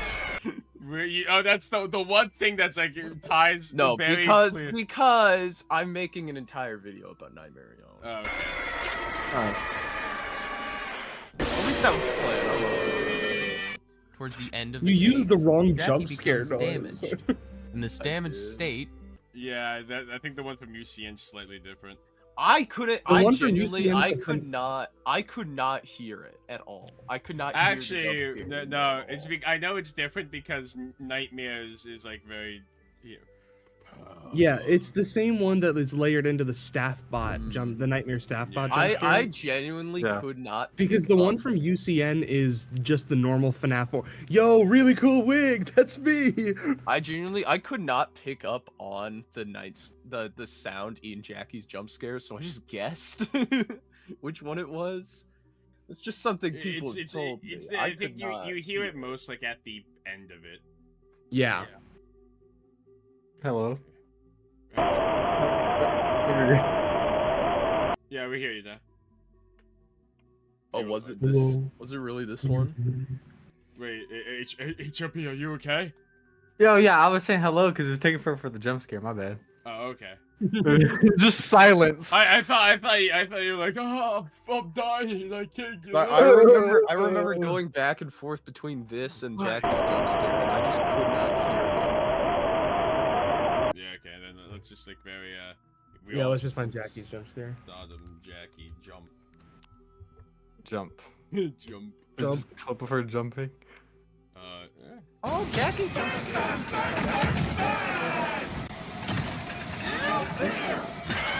This is not a jump scare. Okay, now.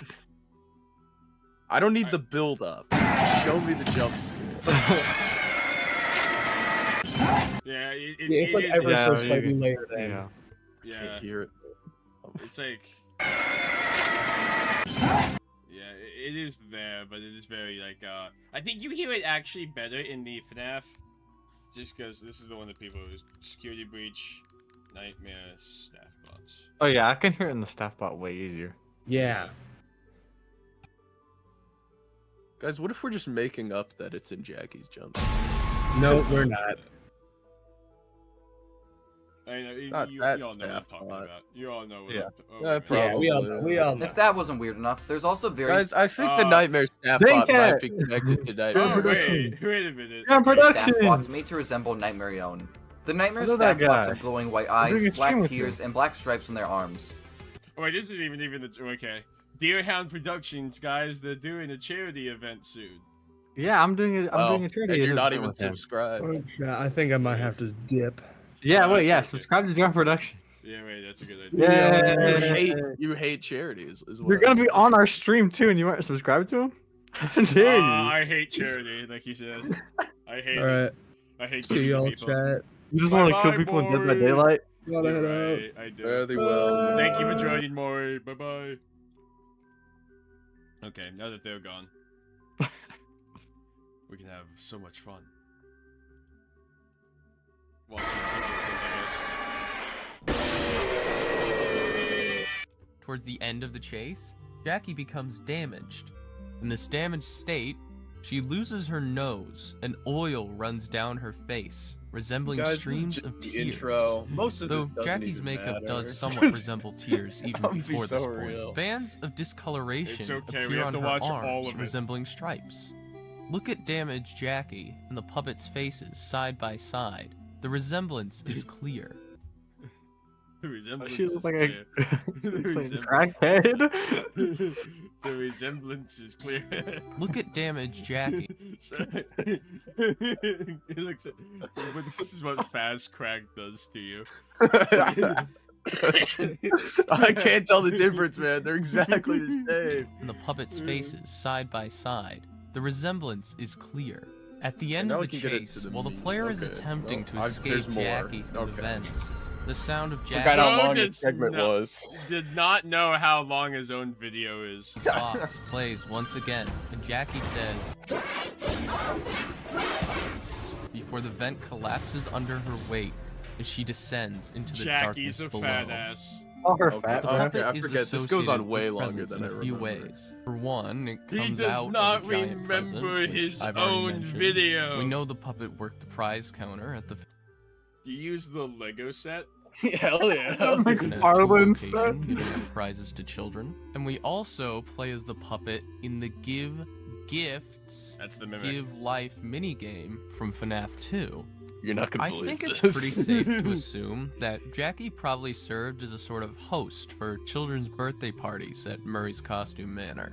What with her dialogue and the birthday theme room we find her in. Her box is surrounded by a pile of other giant presents and rows of wooden balloon standees. A giant cake statue is one of the first things you see when you enter the room.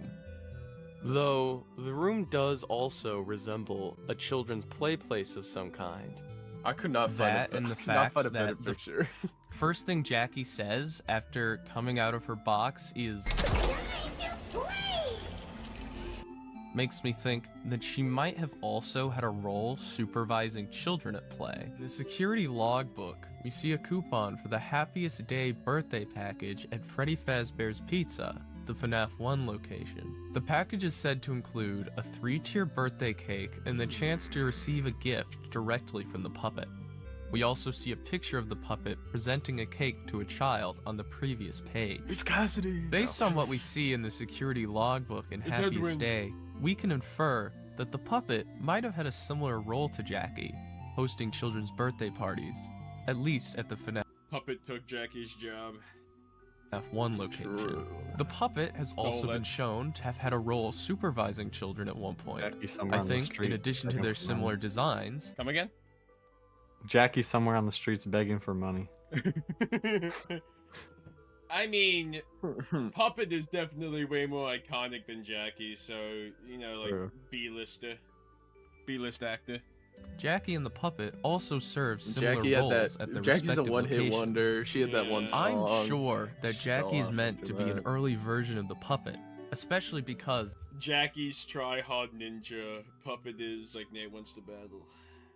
there are puppet designs on Edwin's computer in his office. It doesn't actually let you access them, and even if Edwin or Fiona did design the puppet, it's very likely that Henry is still the one who actually ended up building it, but still. So, Jackie is a version of the puppet. So what? Isn't that just a nod to a character we're already familiar with? Something to make us point at our screens and say, hey, I know that guy. Maybe, but I'm not entirely satisfied leaving it at that, and I don't think we have to.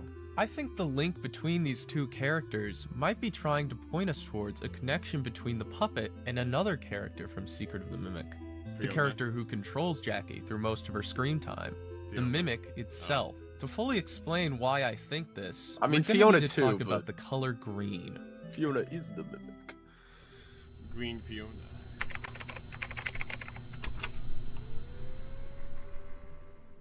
In Secret of the Mimic, Moon.exe, which symbolically tells the story of the Mimic, is almost entirely green. This carries over to when we meet F10N4, and the sun from Moon.exe appears, still as green as before. In the secret ending, after we successfully reset M2 with the data diver, we see his eyes flash green for a split second. I think the green eyes, at least in this instance, are meant to indicate the Mimic program in a sort of default state, with no training data to link it to any specific personality. It makes Slight... I mean, it pops up... Yeah.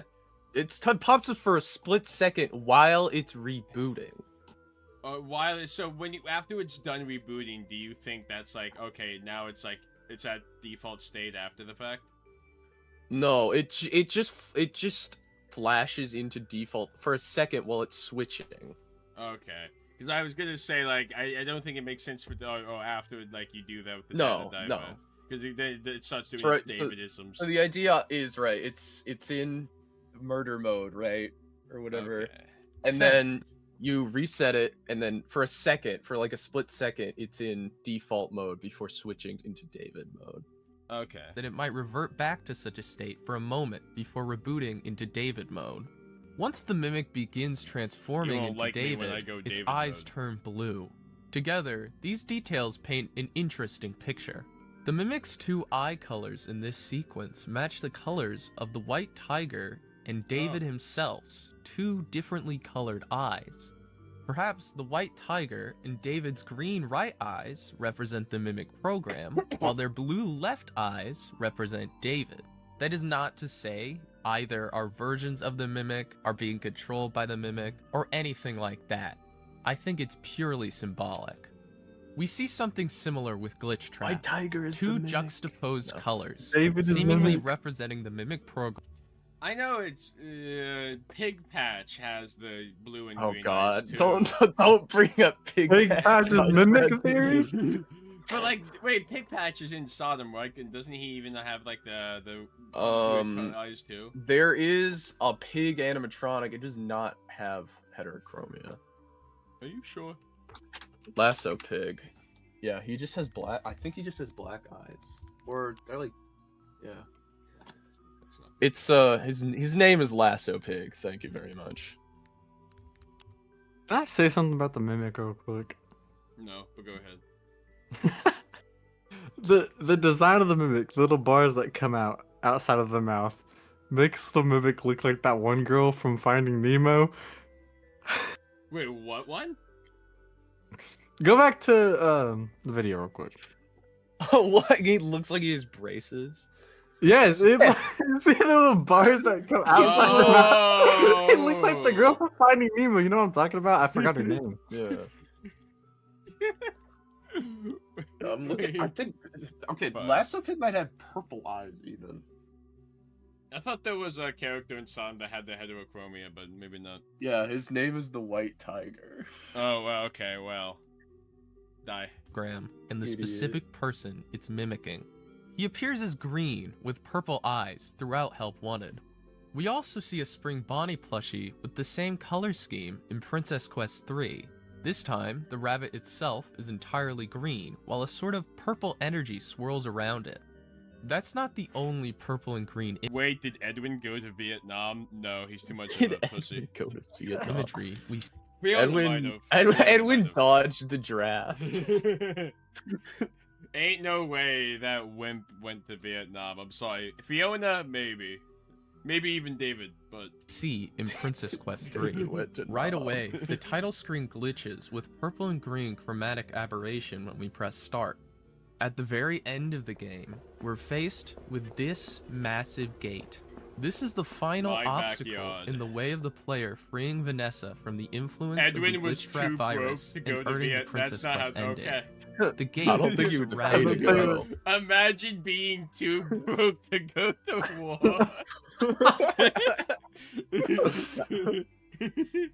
We're too broke for Icewater, same type beat. Pulsing organic purple growths, and it has a glitching green lock.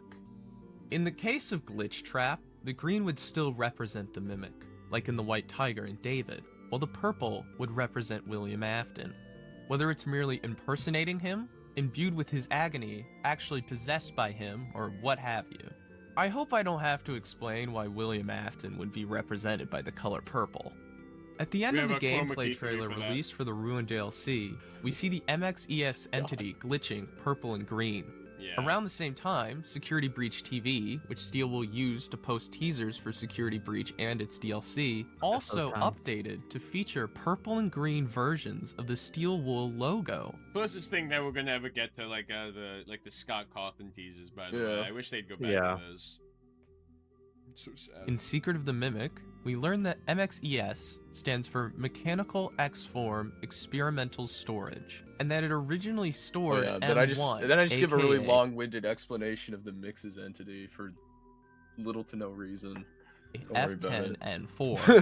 I like hearing people's explanations of this, because on one hand, I can see that the Mix's thing here is like the very early version of what we see in Ruin or whatever, and it's so scuffed. .exe. Well, I mean, it's like a very like surface level explanation. I try to make my videos as like accessible as possible, so I'm not just like throwing out. It's really like, hard. Niche stuff that only theorists would even know what you're talking about. No, I know. That's why, like, if we very quick, because this is a because I felt like I needed to explain why mexes would be connected to the mimic. So every so often, I have another one coming out soon. I do like the Springtrap explains the Fnaf lore and whatever, and it's like different topics, of course. And I found like the cheat sheet, so to speak. It works very well because what I found out is that the type of videos I do tend to appeal to like the fans of FNAF that are very MatPat brained, and so like a lot of the lore that they know is from like 6 years ago or so or something. Yada yada yada. And so it's why I like videos where you're throwing out like fazplot or golden duo, the funny nicknames. People are sometimes like, what the hell does this mean? What does Andrew Pizza? What is God David? That's why I try not to bring up other other theories as much. Like I want it to be able to stand on its own. Yeah. It's very hard nowadays because you're talking about stuff that's like so like deep into the weeds, and like Secret of the Mimic in concept is so like, you mean literally back beginning of the timeline and whatnot, and it's like all this origin stuff and whatever. So it's you need some sort of how I try to do it's like I want to assume that if you're a Fnaf fan, you have some level of like you know that it's gonna be like a theory, like purple guy, whatever, something like that. But at the same time, it's really hard to like, okay, but we're talking about like this is like a lot of weird concepts and weird, maybe not weird, but like it's like you're throwing around a lot of names and words or whatever that might leave someone like scratching their head. Well, and it's like I try to be very thorough, right? So like this video realistically could have been like 10 minutes long if I just got to the point super quickly. But I wanted to really I want to get in the weeds. I want to get in the weeds. That's why I like doing these types of streams with other Fnaf theorists, because I think it's fun. Like live theory crafting is always fun and whatnot. And I made this joke before. I was like, I'm so glad I'm talking to other Fnaf creators now. So like when I say Hudson Toyshank, people actually know what I'm talking about, even if they're like, "Oh my god, you're insane." But it's like they chuckle at it, like they get the joke. I didn't even know who Hudson was till I started watching like T-Dread streams. It's why it's like it's fun to like talk to other creators or whatnot, because like, oh wait, I can actually get into the weeds of it and talk about why Hudson Toyshank's funny. They have the same brain rot as me. Yeah, it's the same type of brain rot. It's like all a hive mind. Work report that it was designed by M1 to keep David, M2, safe. Sorry, Doc, would you agree Jackie is a homeless version of the puppet? Yes. It's like a Five Below version boundaries. Puppet. It's through the machine that M1 is able to maintain control over MCM and its security protocols and keep M2 contained in the factory. In Ruin, Fazbear Entertainment seems to have repurposed the machine, or at least its design, to keep M2 imprisoned beneath the pizza plate. It's hard for me to believe that it's like a totally different, like, oh, they made a second one, but beyond, instead of just using like the one that they have, or whatever. Through the Vanny security network, which is how the Blue Rabbit entity we see in Ruin and then the comes Vanny about. Network. Like, how do Another you part even of the Vanny explain that? Network, Helpy. Remnant.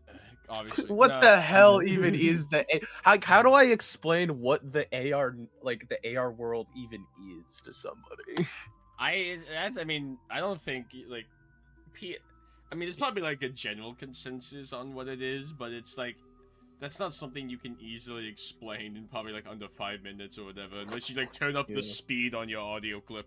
But it's just like I think some things it's kind of like, especially when you're like structuring a theory or whatever, I think I mean you could do like the game theory route and ignore evidence, or you can like not necessarily ignore evidence, but you can like, okay, this isn't as important to explain, because at the end of the day, the when you're proposing a theory, it's not the goal isn't to like, oh, I have to introduce this other evidence to disprove another theory or whatever. You're just pitching your idea out there, and if you forgo some, bullet pointed evidence or pieces or plot points or whatever, it's not that you're ignoring it. It's just that, hey, I'm trying to structure a theory here that's digestible.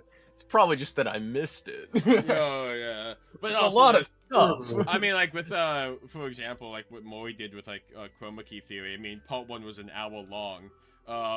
And that's because, like, oh, look, all of these characters, and if they really wanted to, they could have done one massive video going over, like, every color scheme in the entire franchise, like, across all the characters. But one, doing multiple parts means more content and more engagement and more money.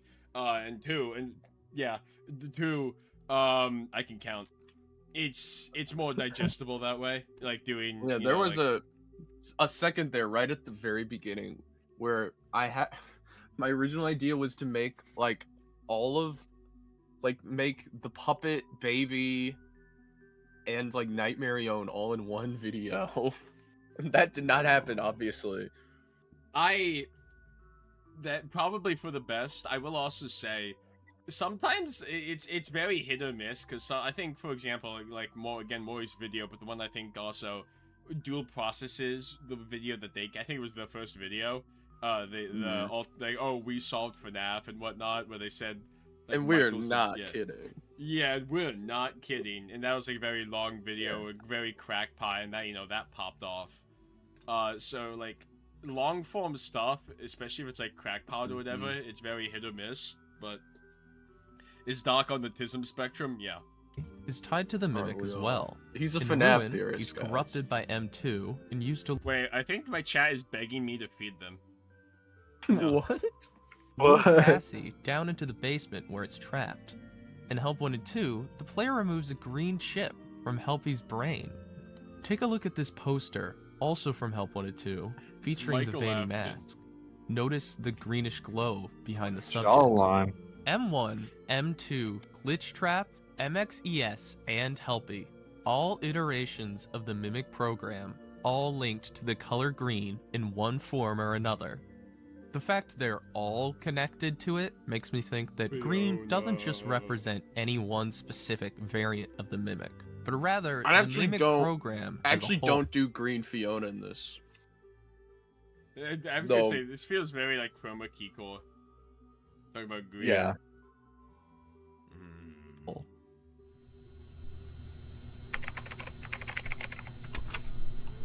He goes for every version of like. Let's green take another something, look at the but puppet, green specifically green Fiona. at the security Everything puppet but green minigame from We're gonna see Pizzeria Sim, green Afton where we get a pop up. look at what the animatronic looked like before It's being not happening. possessed.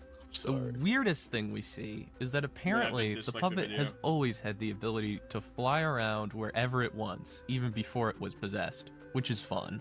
More Yeah, it's importantly, we learn that the puppet That's animatronic awesome. originally had no tears on its mask and green eyes. It also has no stripes on its limbs, but I've always assumed Does that work? That's such a like. Wait, if you're moving around before you're possessed, maybe that's why Scott felt inclined to give Charlie a different death scene, like in the actual movie, because it kind of doesn't make sense for the puppet to move beyond without the strings. I think it is like it's like Sun and Moon, where it's like it can walk around on the ground normally, but it can also float using the strings. I mean, to be fair, Sun and Moon probably have remnant. Remnant Yeah. plugs. Well, also, yeah, Sun also flies without the strings at one point in Security Breach, but I don't think that was intentional. Probably not. That's probably like a game. assumed that was just to make him easier for Scott to animate. We play as the puppet in the minigame. The instructions at the bottom of the screen tell us not to let our assigned child reach the exit of the Get ready for a pizzeria. very long. It also says our color code is green, but we have no way of knowing what that means at this point. Once the minigame begins proper, we see Because if several I just children went in run and across the said, screen "Oh, in the wearing security puppet bracelets of minigame, various there's a green colors." wristband," At this point, that means the nothing. player might correctly assume, That is a based on the meaningless instructions we were sentence. given, that we need to stay on the lookout for a child with a green bracelet, who we don't see until the 4th time we activate the minigame. The bracelets we do see in the meantime actually line up with the eye colors of the animatronics from the FNAF 1 location. We see a blue bracelet matching Freddy's eyes, we see a pink bracelet matching Bonnie and Chica's eyes, and we see a yellow bracelet matching Foxy's eye. Once we do end up seeing the child with the green bracelet, she's already left the pizzeria.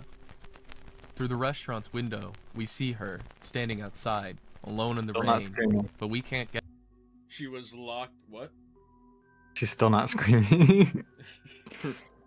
Not just- screaming.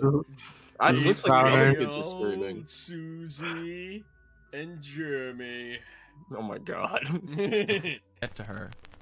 The puppet's been The trapped MCI inside of are its the box. villains. By Bonnie the time and the Chica puppet get are out, possessed the by child the has same disappeared child. from view. The puppet leaves Everyone the is pizzeria. bald except for Charlie. As he by the way. walks through rain down the alley of the restaurant, he begins to short circuit.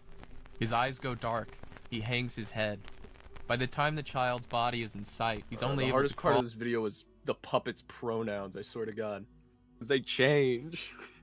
My chat, I looked at it in the chat. They're just saying like, "Feed us." I'm like, what? They're just asking What is the Faz crack, Doc? I didn't even. That didn't come out yet. That's a thing I'm going. Is your chat okay? No, they're very That's, like, chopped. dying They're very kind of insane. They belong like Arkham Asylum. I'm telling you. All across the wet pavement. He has just enough energy left to wrap his arms around the child in their shared final moment. Yeah. That The puppet's a child, man. the child wearing the green bracelet, well, who goes on to Fnaf possess the movie puppet, too, was they Charlotte throw that Emily, as a well, Henry Emily's daughter. This is the best. confirmed This is the best later image I in the have of same Charlie. game. Okay, I don't.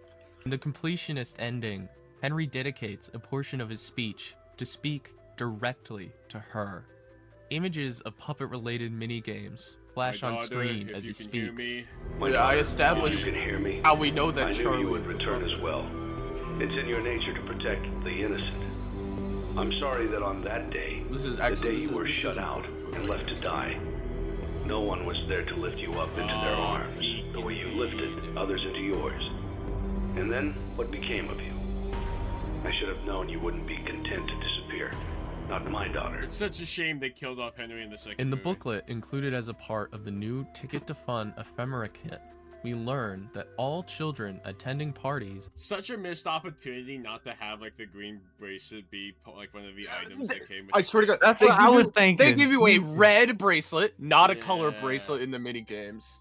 Yeah, And and it has the FNAF logo on it. That's I did a video reviewing the kit after it came out, and I literally said my biggest complaint is that like everything else in the kit is like, oh, it's an in-universe thing, like the badge, the tickets, whatever. Then you just have this bracelet that's just fucking. It's just a FNAF bracelet. It's so mid. Well, just backstock. Like, where did this come from? At the FNAF 1 location are Guys, provided with the it's bracelets games we fiction. see in the minigame as a souvenir of their time at our establishment and to easily track party attendees. At the bottom of the page is a secret image of Charlie's sprite from the security puppet minigame, only visible under black light. This more or less confirms that the security puppet minigame, and by extension, Charlie's death, took place at the FNAF 1 location. The kit also includes a red wristband, something we don't see in the original minigame. It does also have Five Nights at Freddy's written on it in big letters, so I don't think in-universe accuracy was a top priority when designing that particular item. For some reason. The minigame ties the puppet to the color green. It was created with green eyes to track children wearing green bracelets, though Henry likely only designed it with one child in mind, his daughter. Keep in mind, the minigame only tells us to watch our assigned child, not children. This is very similar to what M1 was originally created to do, that is, babysit David, the child of its creator. Think of it as your new babysitter. But it doesn't get paid and go home. It'll stay with us and help around the house.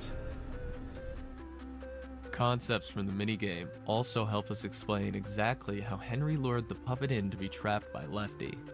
In Lefty's blueprints, we see that it was designed with the ability to send out a false sensory output associated with a specific bracelet code.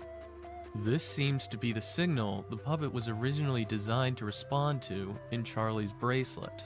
The puppet is still linked to that green bracelet after decades of possession. This is also one example of the fact that spirits possessing animatronics are still subject to their original programming. Another example is Fnaf 3, where Springtrap can be distracted by audio cues that the Spring Bonnie suit is programmed to respond to.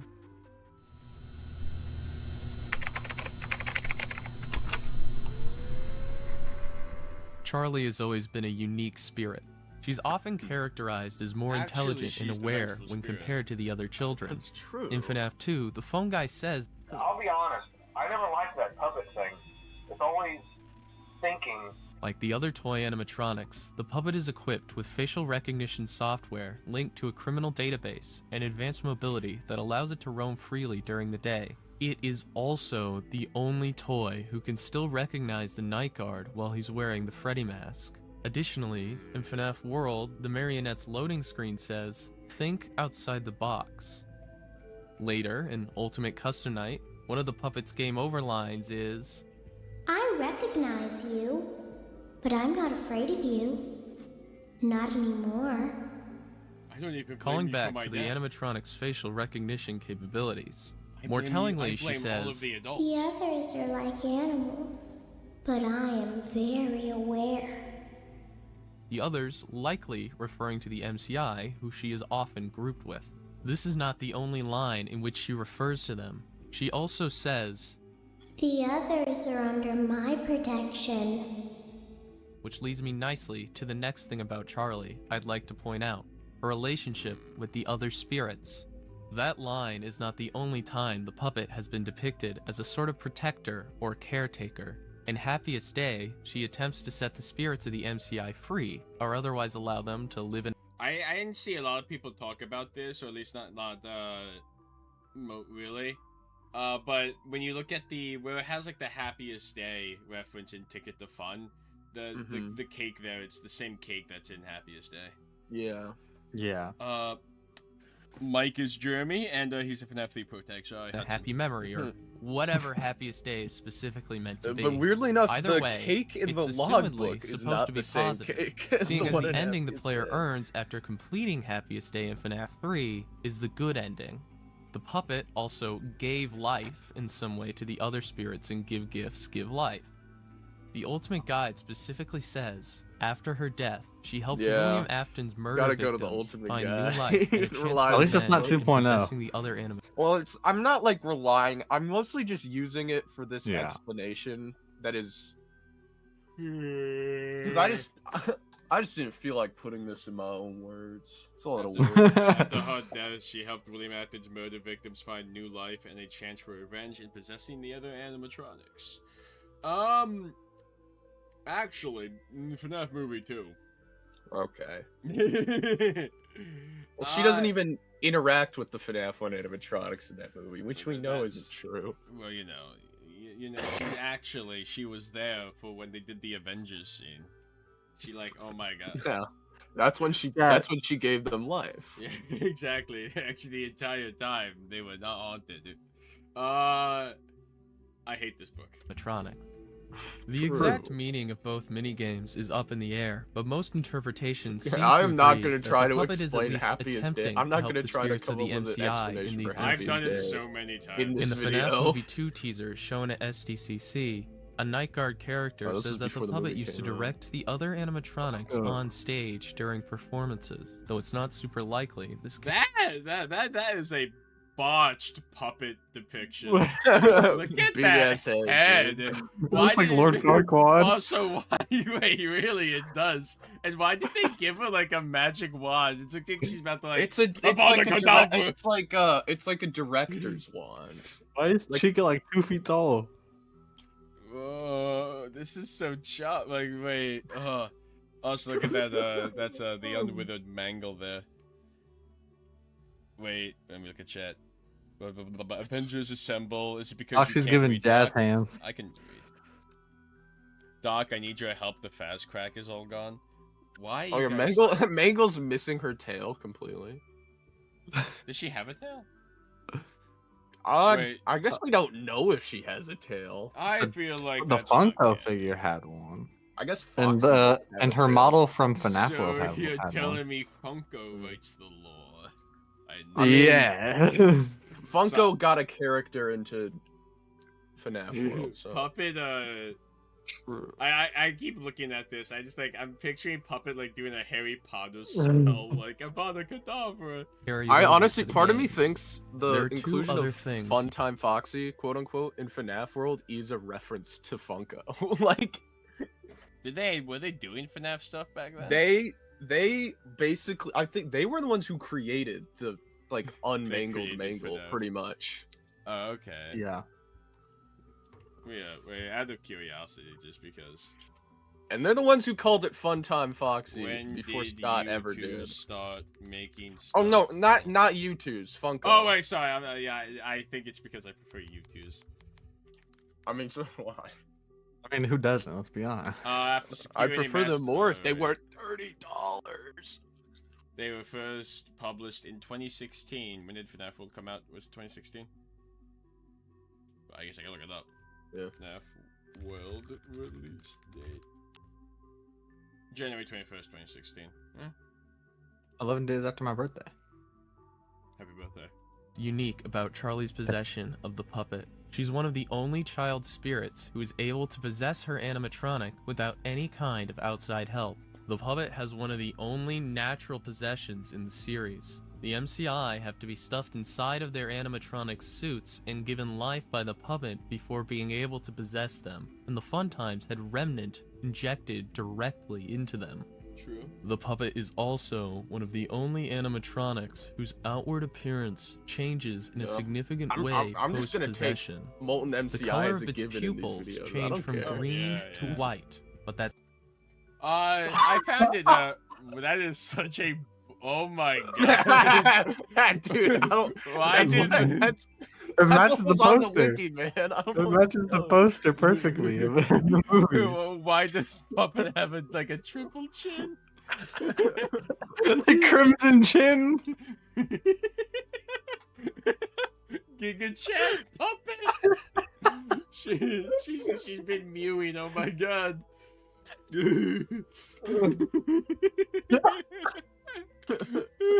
I don't know why it's Genesis. That's just what they had on the wiki. Oh my god. I was gonna say, in the movie, I believe she already has the tear streaks. Weirdly, That's true.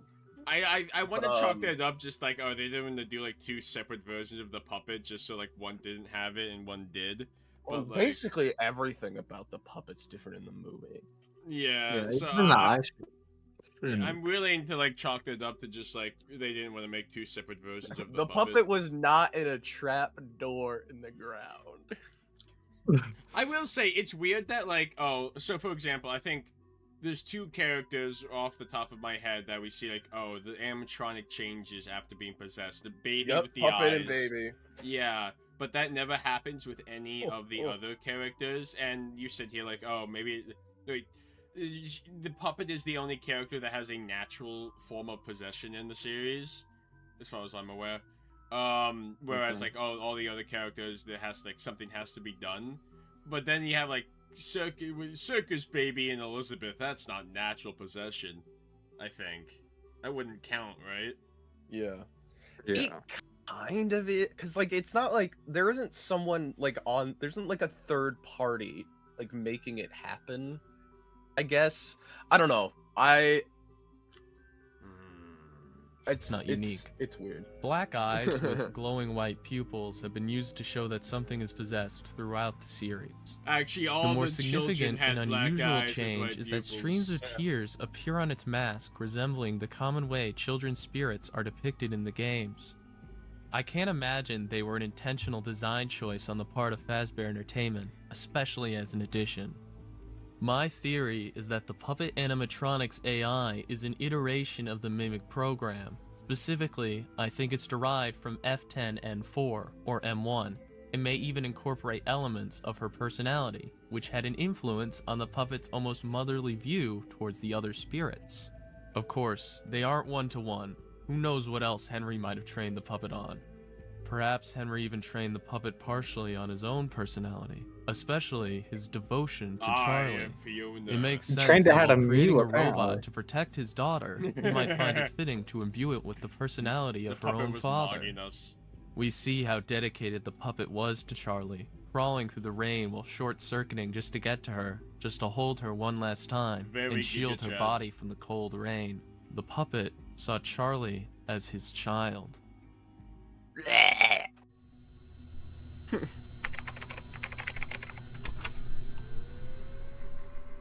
The idea that Fazbear Entertainment would And then I use just the talk Mimic about, like, the program to glam create rocks for 10 animatronic minutes. AI is not unprecedented. We've seen exactly that before with the glam rocks. It's demonstrated multiple times in the games that the glamrock animatronics are taught rather than programmed. The Endo warehouse in Security Breach is full of posters displaying instructions directed towards the glamrock endos about what they should and shouldn't do. This is made more explicit in Help Wanted during the Endo daycare level, where we literally use flashcards to teach the glamrock endos correct behavior. In the Tales from the Pizzaplex timeline, Fazbear Entertainment begins mass-producing Mimic endoskeletons after getting a hold of the Mimic for the first time. Though, it's a short-lived venture, as the endos are deactivated following a violent incident. Later in Tales, the Mimic is used at the Pizzaplex. Desiring to cut costs in its creative department, Fazbear Entertainment wants to replace its writing team with a version of the Mimic program known as the Storyteller, housed inside of a giant fake baobab tree installed at the center of the Pizzaplex. The Storyteller is connected to attractions throughout the Pizzaplex by numerous wires, the roots of the tree. The Mimic program infects all of the animatronics in the Pizzaplex, amplifying their worst personality traits, which lines up with the way we see the Glamrocks behave in Security Breach. Nearly every version we've seen of the Mimic has demonstrated at least superficial intelligence and self-awareness. Continuing with the Glamrocks, they all have their own unique personalities, relationships, and insecurities. Freddy has a full-on existential crisis upon seeing a Glamrock Endo for the first time. Well, Glitchtrap is able to concoct complex schemes and direct multiple people and animatronics under his influence. F10N4 expresses clear desires, motives, and supposedly genuine affection for David as well as Edwin. I miss you, but I miss my child. You problem. I watched him grow up through this machine. I want him back. She's also capable of manipulation, using Dispatch's voice to trick Arnold into getting her what she wants. We've been trying to get a hold of you all night. What? I just talked to you. You told me to give you the data diver and I could go home. So you admit it? You misplaced company property. No, I gave it to you. I did everything you told me to. M2, though it is more animalistic than other iterations. Weird that, I always found it weird that, presumably, the Mimic only wanted the data diver or whatever and whatnot. Like, but it felt inclined to, okay, let me sneak into the back of this guy's truck and kill him, like, when he's on his way home or something. Well, he also, killing's just like his hobby. Yeah, I mean, but then also, like, why didn't he kill, what I almost said Edwin, Arnold, in the other ending, when the truck is on fire and whatnot. No, I just want the data diver. Still retains enough cognitive ability to be able to repair his own legs after they were... Someone in chat said Arnold is a smash. You mean the guy who's we only see his hands? I think maybe he was angry at Arnold for giving the data diver to F10N4. Oh yeah. Maybe. Real hater. were destroyed by Edwin. He may also I did think about that too. It's like, I've talked about this before. So like M1 wants to repair M2, of course, because M2 is kind of quirky now. Edwin, can you help? It gets a little quirky at night. Yeah. True. But presumably, of course, M2 does not want to be fixed. So yeah, it makes sense. Like, okay, it would want to. Yeah, I'm gonna kill you for doing that, and then I'm probably gonna go home and watch like Seinfeld. Understand the concept of revenge based on what we hear he does to Edwin in response. I can't feel my legs. You know, speaking of legs. I thought this was terrible. Edwin after cracking the mimic. Oh my god. There are a few kinks to work out. Definitely a few kinks to work out, buddy. I think part of the reason Charlie was able to maintain her awareness and intelligence after possessing the puppet, unlike most other spirits, is that the specific robot she possessed that's was so already scuffed. rational to a Why? What? Wait. Why? What? Why? Dude, this is all I could find, man. I didn't realize the green eyes at first. I was too focused on like the totally black like limbs over the stripes. I'm like, what is this? I realized now that I think you're doing like this security puppet thing, but I was like, oh. Higher extent than the rest of the animatronics before the fact, due to its more advanced mimic-based AI. Sure, it could just be that Charlie had a stronger will than the other kids or something, but that seems a little arbitrary, doesn't it? What makes her so special? If we assume that the puppet... Were you happy? I've always hated the idea that Charlie's just a special ghost for no reason. Oh yeah. Oh, Charlie, you're so choppy. You're not even good at your job. You protect no kids. Puppet is the one who put the bodies of the MCI inside of their animatronic suits, rather than William. A few more interesting connections between the puppet and the mimic, specifically M2. For the record, I do not believe in Secret of the stuff. Good. I thought for a minute that you did say I'm like. I just had to. Well, I said if that is the case, you can make some more connections. Mimic, we learn that M2 has a habit of stuffing its victims into mascot suits it thinks match their personalities. Now it's your turn to play dress up. I felt like I had to bring it When up. he catches you, which one will he choose? Who are you deep down inside? We experience this firsthand in the bad ending, where the Mimic stuffs the player into a suit and watches us as the credits We're Freddy Fazbear. I wonder what that says about us. roll. I don't personally believe think Arnold it's is likely that the Gabriel. puppet is the one who stuffed the bodies into Arnold the is the suits, vengeful but I like to spirit. cover all my bases. Fazbear Entertainment has known about the Mimic program since at least 1979, and they've owned Murray's costume manor for just as long. Dispatch wasn't lying when he said the Mimic was company property, even if it wasn't originally made for them. They own everything on MCM property, What kind of deal do you strike with like your contractor? Or it's not as the They did contractor. not. Hey, they didn't strike a deal. Edwin fucking died. Yeah, no, but like, so like you're Edwin, you're a contractor. You know, you're working with Fazbear Entertainment, and you have some sort of deal or whatever, probably written in ink, and like, hey, if you like miss this deadline or you fail to meet these quotas or whatever, we're gonna take your property or something. Why would you agree to that? Like, come on, dude. I think they just bought it out. I don't think they would have had the opportunity to buy it out because Edwin died.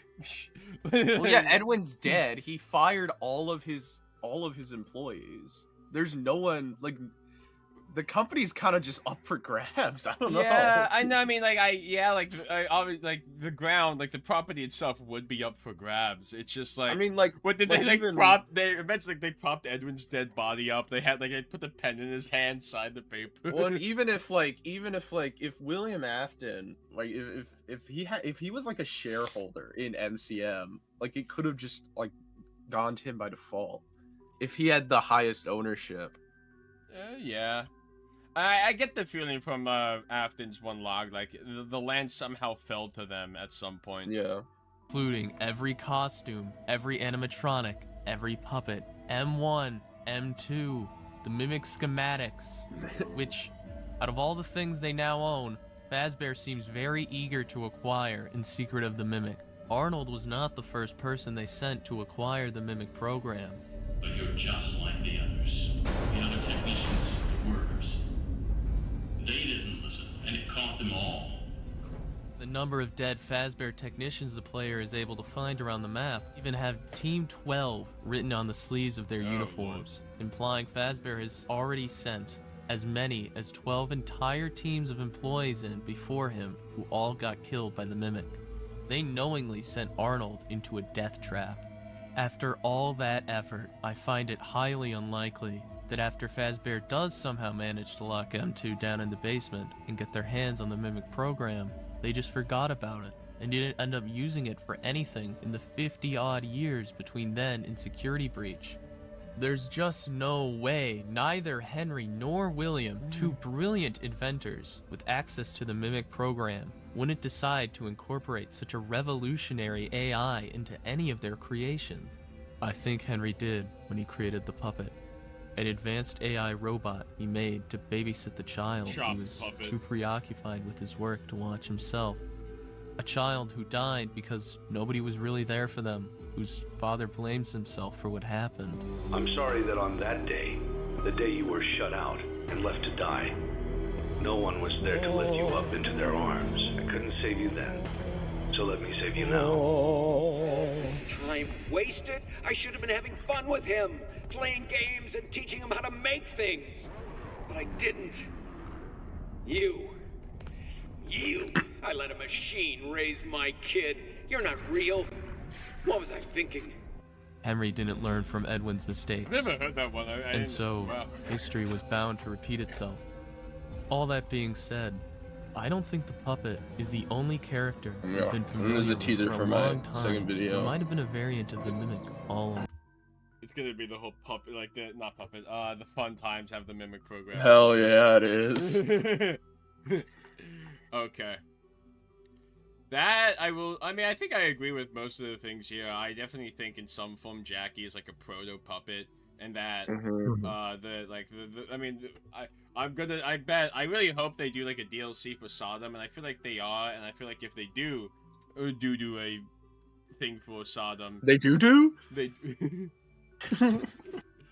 if they do DLC for Sodom, it's gonna reveal like what the alt Fazbear designs are, like the puppet design or something. Yeah, I feel like the that. puppet's gotta show up. Yeah, I feel like that's gonna happen.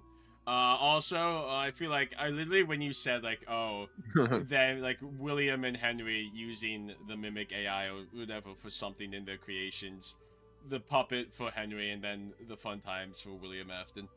Yeah. Well, and the point I make in the second video, right, is that, and I think this is really interesting, Henry took inspiration from F10 and 4 when he created the puppet, right? This sort of like motherly like babysitter for his kid. But Afton looked at M1 or M2, saw it's the Mimic program's potential for violence, and that inspired the creation of the Fun Times. So they're like opposite ends. So you're gonna say the Fun Times were made before 1983? I don't think I say that. I feel like you're saying that. I don't. When did I say that? When because I did. There's I don't give an exact date. They were built at some point. I don't care. I don't get that. That sounded so emo. I genuinely could not give less. I could not give less of a care about the exact dates that things take place in. I don't, because I know the blueprints in there's like blueprints in the Fnaf 2 movie. I'm probably not gonna find them. Oh my god. Oh, kind of maybe. Just show me the thing I looked up. What is it circling? That's version 3.0. That's another thing. Version 3.0. I think there's something in Afton's workshop in the movie where it actually says like a date for these. And it does it implies like, oh wow, the Fun Times were made before the classics or whatever. Because of course, I mean, Baby is in the room. Yeah. So like that's kind of chopped, but it's a theory. It's kind of wild, but it's a theory. But hey, that's just a theory. End it all. A game theory. Anyway, now we're not gonna watch another. That's gonna be enough theorizing for tonight. We're not gonna freedom. We're not doing another 5-hour stream. Please help me. He's keeping me hostage. He hasn't let me eat in 5 days. Get back in the basement. Help me. No, please. None of you are eating. All you're gonna get to eat is slop. All he feeds me is Andrew Pizza. Anyway, thank you to Meatloafers, thank you to HLB, and thank you to Maury Mortimer, although they ditched us, they hate us. Thank you to everyone who joined stream. I hope you guys enjoyed watching us react to some more delicious FNAF theories. We'll be back again at some point, watching more theories one day. sooner, or maybe later. Anyway, if you can remember who your guests are. That's a good point. I don't. You can't even remember who his guests are. Yeah. I don't remember who I am. He's gonna wake up. He's like, "Where am I? Who am I?" Anyways, I've been the Professor is Out 102. Wait, am I in? I've done that before. So like on some other stuff, like I think on, was it Twitch? No, but I've done like the Doctor is Out before instead, and I've confused myself. Like, wait, am I the Doctor is in or am I out today? I feel like the Doctor is Out's got to be your outro. That's what you got. That's what you got to say at the end of your videos. Guys, the Doctor is out. Peace out. Maybe I'll workshop that. Anyway, thank you to everyone who joined. I hope you have a good day or a good night, whichever it is for you. Don't forget, if you want to check out Meat Loafers, HLB, or what was the other one? Maury Mortimer. The links are in the description below. But without further ado, I hope. I always fuck up my own outro. Anyway, bye. Peace.